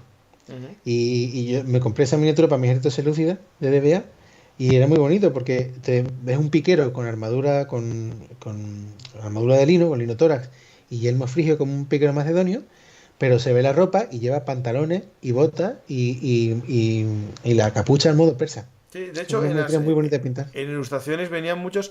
Ahí había al principio, como el debate, ¿no? De si los persas llevaban armadura, no, porque a veces la armadura la ponían debajo de la ropa, del pijama, de esa bata. Que todavía, que te estoy imaginando con la bata que decías tú que tenía tu mujer. Hay fotos, yo creo que hay fotos, la ponía en el móvil. Hay fotos en el móvil, tío. ¿Hay fotos? No, pues esa hay que enseñarla. Pero sí, solían por las armaduras clásicas persas, esas de escamas, la llevaban debajo de las ropas, ¿eh? Sí, sí, sí. Y esta se ve muchas reproducciones con ella encima. A lo mejor era porque tenía a lo mejor un valor simbólico, no sé, porque también un linotoras, si la moda era llevarlo debajo, pues lo llevas debajo. Es decir. Yo no creo que el Linotron lo llevan debajo, ¿eh? El Linotron está hecho Sí, está hecho para para llevarlo llevarlo. por encima. Sí, sí. La cota es como si le pueden llevar debajo. Mm. Pero sí, además, Heródoto, si leí el libro de Heródoto, pone claramente que se sorprenden porque hay un persa que recibe en la batalla de Platea, me parece que intentan apuñalarlo y reciben todo tipo de golpes y el tío sigue vivo hasta que lo matan, lo degüellan y le quitan la ropa y debajo de la ropa lleva una armadura. Ujú. Claro. De hecho, es algo que eso, mira, en esa zona se prolonga. Es decir, en Europa, incluso en la zona mediterránea, la armadura iba encima. Y en la zona asiática ya estamos viendo que los persas le van debajo. Y cuando llega la Edad Media, las cruzadas, descubren que los árabes, los musulmanes, llevan en esa zona, no en la península ibérica, las armaduras debajo. Y es cuando aparece en la Edad Media la sobrevesta, es decir, esa costumbre de poner encima de las armaduras una tela, ¿no? Porque les protegía del sol, es decir, claro, para que no se calentase la Para armadura. que no se calentase. Al final hay que siempre algo práctico, ¿no? Aunque vamos, yo me imagino que en Córdoba también. Ya, En ya, pero, Córdoba, pero, no, pero es raro estamos en porque... España y no te falta sobrevesta. Vete a Córdoba, macho, vete a Córdoba. Sí, sí. Dice aquí, en verano un programa de miniaturas, ¿os animáis? Bueno, sí, lamentablemente tengo mis miniaturas en el guardamuebles, ¿no? Mm. Pero bueno, pues, podríamos plantearlo, sí. No sé. A ver, ¿no? O cómo se juegan las miniaturas, o juegos de miniaturas, o algo así, ¿no? Bueno, lo que puedo pasar, sí lo tengo todavía. Eh, Voy a dejar en los comentarios, si encuentro el link, dejo comentarios a algunas batallas que recreamos con DBA, batallas históricas que hicimos a Gaugamela y que salió muy bien, Ujú. y Cunaxa también, con el Ah, regla de DBA, y salieron estupendamente. Voy a poner los links, yo creo que todavía están esos links activos, ¿pero para es que os en hagáis una YouTube idea o de en cómo. qué es? ¿O en fotos? No, en blog. Ah, Pero hicimos fotos de la batalla y yo creo que vamos, en la batalla pues, lo pasamos pipa, macho. ya. Preparamos el escenario, la Sí. escenografía, súper Yo, guay. yo, yo nunca, mira, yo jugué una época, cuando jugaba rol, que es en la adolescencia, jugaba también al Battletech, que era de robots, De robot. y se molaba mucho, pero después nunca nos metimos los amigos a jugar a batallas. mis sobrinos les dio una vez por el Warhammer y se pusieron a pintar y nunca daban jugado. Y jugué una vez con ellos y no volvieron a jugar porque ellos tampoco tenían, o sea, claro, montar el escenario y un sitio, ¿no? Pero es algo que a mí me gustaría, si tengo tiempo, porque el tiempo, si ahora digo a mi mujer que aparte de esto me pongo a jugar a, a guerra, tal. La única opción cuando crezca la niña, que ya quiere jugar a los juegos de mesa que tengo aquí, será jugar con ella, o que venga ella a jugar con nosotros. Pues formaciones, movimientos, interesante. Mostrar unidades para ver cómo eran. Victris es buena marca. Debe ser un poco a lo mejor hablar de marcas, juegos. Victris, a mí no me gustaba mucho el diseño de Victris. Yo en 15 milímetros me gustaba Siston, que eran un poquito más grandes. Corvus Belli, hizo unas miniaturas, ya no las hace, pero hizo unas miniaturas históricas de romanos y de íberos preciosas. Celtas, íberos, o sea, romanos republicanos y también imperiales, parece, ¿no? Sí, no, hizo romanos imperiales. Y sus rivales celtas, britanos, íberos, y esas miniaturas estaban muy bien, de muchísima calidad. Y después tenía muchas miniaturas de Magister Militum, que no eran tan lucidas, pero para el presa que me hice de 15 milímetros, así de grande el ejército, cuando lo ponía todo formado, era muy buena, muy bonita. Están aquí diciendo, obligando a la niña a jugar para disimular. No, le gusta. Es decir, tengo aquí unos juegos encima de mesa. Hay uno de Trafalgar Editions, que es la batalla de Trafalgar. Y como tiene barquitos, pues bueno, en el confinamiento nos aburríamos, claro, tenía 5, no, en aquel confinamiento tenía 4. Le gustaba poner los barquitos, informaciones y quiere jugar. Pero claro, no tiene la edad para jugar a un juego de guerra. Pero bueno, cuando sea mayor sí, ¿eh? Pues nada, yo no sé de esos que se agrega por sexo. Si le gusta jugar, juega. Tampoco se los voy a regalar para que le guste, no. Mira, de hecho, una cosa que es, bueno, un secreto familiar, ¿eh? Ella quiere ser policía. Lo tiene desde pequeñina. Y quiere ser policía rasa. Es la policía en coche patrulla, ¿no? Y un día ve una película, cómo pegan a un policía a unos criminales. Y me suelta, papá, yo quiero ser jefa. Digo yo, ¿por qué? Y dice, para que no me peguen. Yo estoy en la oficina y mando a la gente a donde tiene que ir. Coño, es lista, ¿eh? Sí. Eso lo dijo con 4 años, yo quedé alucinando. Pues lo tiene muy claro, ella quiere ser inspectora. Pues cosas de la vida, quién sabe, a lo mejor acaba siéndolo. Pues le dije yo también que puede ser general del ejército, mandar que mande. Pues ahora fuera de bromas ya, lo de los juegos de mesa podemos pensar, lo hice yo en iVoox, está en formato podcast, con el creador de Trafalgar Edition, un programa que se llama Juegos de Mesa, Wargames, en el que él habla sobre la historia de los juegos de mesa, la evolución, los tipos de juegos de mesa. Si alguien quiere verlo, está en iVoox, creo que lo voy a poner para que lo veáis.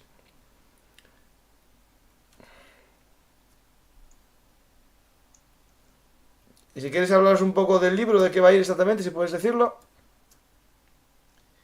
No, prefiero contarlo cuando presentemos el libro. Efectivamente, perfecto. Vale.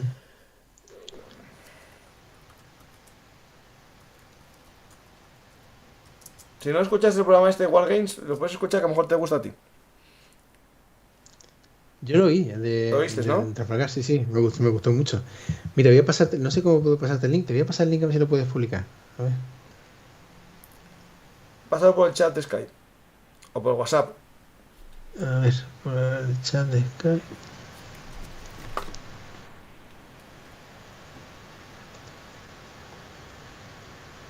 Chat, vale, aquí está. Ya. Sí, está activa todavía la página. Ese lo tengo abandonado. Pero ese ve territorio de esa tienda ya no existe la línea. Pero ahí pasamos muy buenas tardes jugando. Y ahí hicimos el escenario de Gaugamela. Si entráis en ese artículo veréis las fotos de la batalla, la descripción del escenario que hicimos, las reglas para cada general. Éramos 3 generales por bando, o sea, centro, flanco derecho, flanco izquierdo por cada bando, y cada uno tenía sus órdenes, ¿no? Lo acabo de poner en el chat, ¿vale? Muy bien. Para que la gente lo vea, los que están. Bueno, escribí mal Gaugamela, pero no pasa nada. Pues nada, yo creo que si no hay más preguntas, Juan Luis, vamos ahí viendo... Vamos a la piltra. Vamos a pillar a todos que yo tengo que descansar. No puedo estar todos los días acostándome a la una porque hay un problema. No sé si os pasará a vosotros que nos veis. Yo cuando llego a la cama no me duermo por tanta luz. Tengo un foco para que no se me vean sombras y con el foco los monitores, las luces del techo. Llego a la cama y estoy un tiempo ahí viendo, viendo las musarañas. Pues la verdad, Juan Luis, es un placer. También es un honor contar con tu, digo, amistad virtual. No nos conocemos, pero la verdad que ya llevamos mucho tiempo conectando de vez en cuando, hablando sobre estas batallitas, ¿no? Las batallitas de Juan Luis y las batallitas de Paco. Y, y espero que sigamos mucho tiempo. Nos jubilemos y sigamos en el canal contando historias. Pues igualmente, es un placer estar contigo. A ver, este verano voy a Cádiz. Pues ya sabes dónde estamos. Voy para el otro lado, más cerca del Guadalquivir, pero me escapo. Y si eso voy yo a verte, seguro. O quedamos en Cádiz, Cádiz. Todo eso ya hablamos ahí en privado. Qué gracia, maravillosa, maravillosa. Sí. Pues muchas gracias, la verdad, Juan Luis. Voy a ver si hay algún comentario en el chat ya para finalizar. ¿Juegas a otra época o solo antigua? El juego antiguo, los manuales de antiguo llegan desde el periodo bíblico hasta las armas de fuego, hasta el siglo XV. Entonces te da mucho, Bueno, te da mucho margen. sí. Yo me gusta jugar el periodo de griegos contra persas y después tengo unos ejércitos persas del siglo XI, o sea, los jurbasaníes, los dailami, ese tipo de tropas, son chilerantes. Eso ya están Pero convertidos al Islam ya. Sí, están islamizados totalmente. Sí. A mí es que me gusta mucho Persia. Yo hablo mucho de griego, pero a mí me gusta mucho Tú la historia de imagínate, Persia. pues público, lo que os estáis perdiendo, cuando esperar a que llegue Persia por Juan Luis Gomar Hoyos. Eso va a ser la canela en rama. Esperemos. Sí. No me lo soluciones con un capítulo para cada dinastía persa. No. De aquí a venir haremos uno de los programas. Sí. Pues Pero muchas repasaremos gracias, Juan todos Luis. ellos. Recomiendo a la gente tus publicaciones, tus libros, la trilogía que va a salir justo dentro de poco, la tercera, que nos vamos a ir a Sicilia. Pues el que quiera comprar el libro, si quiere, los libros de Juan Luis Gomar Hoyos están en cualquier librería, los pueden solicitar. Pero si quieren ayudar a Bellum Artis, hay un enlace de compra en Amazon. Esto nunca lo explico suficientemente. Me preguntáis cómo podéis apoyarnos. Pues a veces es gratis. O sea, no os llevan nada. Si sois compradores habituales en Amazon, lo único que tenéis que hacer es comprar cualquier cosa que compréis en Amazon. Cualquier cosa. Entrando por un enlace de Bellum Artis. Es decir, si vais a comprar, yo qué sé, el tocadiscos, que hay gente todavía que escucha vinilo, pues entráis por un enlace de cualquier producto o libro que haya. ¿Vais a comprar el libro de Juan Luis Gomar Hoyos? Entráis a comprar el libro La Isla de las Sombras, el primero. Y después os apetece comprar, yo qué sé, crema de los dientes. Pues también ayudáis al mantenimiento del blog, porque todo lo que se compre entrando por un enlace de Bellum Artis dan una comisión. Es como una especie de... Bueno, se llama el afiliado de Amazon. Y lo digo porque eso sí que no cuesta un real. Es decir, es totalmente gratuito, no sube el precio ni nada. Y nada más. El que quiera comprar el libro de Juan Luis tiene los enlaces de compra justo debajo. Y muchas gracias, la verdad, Juan Luis. Es un placer hablar contigo. Voy a despedirme y seguimos en contacto ahí juntos. El que me escucha en iVoox, no funcionan los enlaces de Amazon, eso es verdad. Pues entráis en cualquier enlace que veáis en Bellum Artis en el blog, o que veáis en las redes sociales, cuando publico un libro. Cuando Juan Luis publique el libro, siempre os pongo ya en mis manos el libro de Juan Luis y un enlace. Pues os vale cualquier enlace en cualquier cuenta que tenga Bellum Artis que ponga AMZ, me parece que es Amazon AMZ y una extensión. Pues nada más, no os doy más la barrila, creo que ya es hora de ir todos a dormir. Y Juan Luis, la verdad, muchas gracias por este viaje a Asia, al comienzo de Asia, al Oriente Próximo, y nos vamos a adentrar poco a poco en el corazón de Persia. Y llegaremos muy lejos, ¿eh? Pues gracias a ti y gracias a los oyentes. Pues muchas gracias a todos y a los invitados y a vosotros los que nos escucháis y nos veis. Muchas gracias por dedicar vuestro tiempo a aprender historia y también por hacerlo con Bellum Artis Historia Militar. Como siempre os digo, darle a me gusta y compartir. Y si os gusta mucho, decídselo a vuestros amigos. Hasta la próxima historia hablada.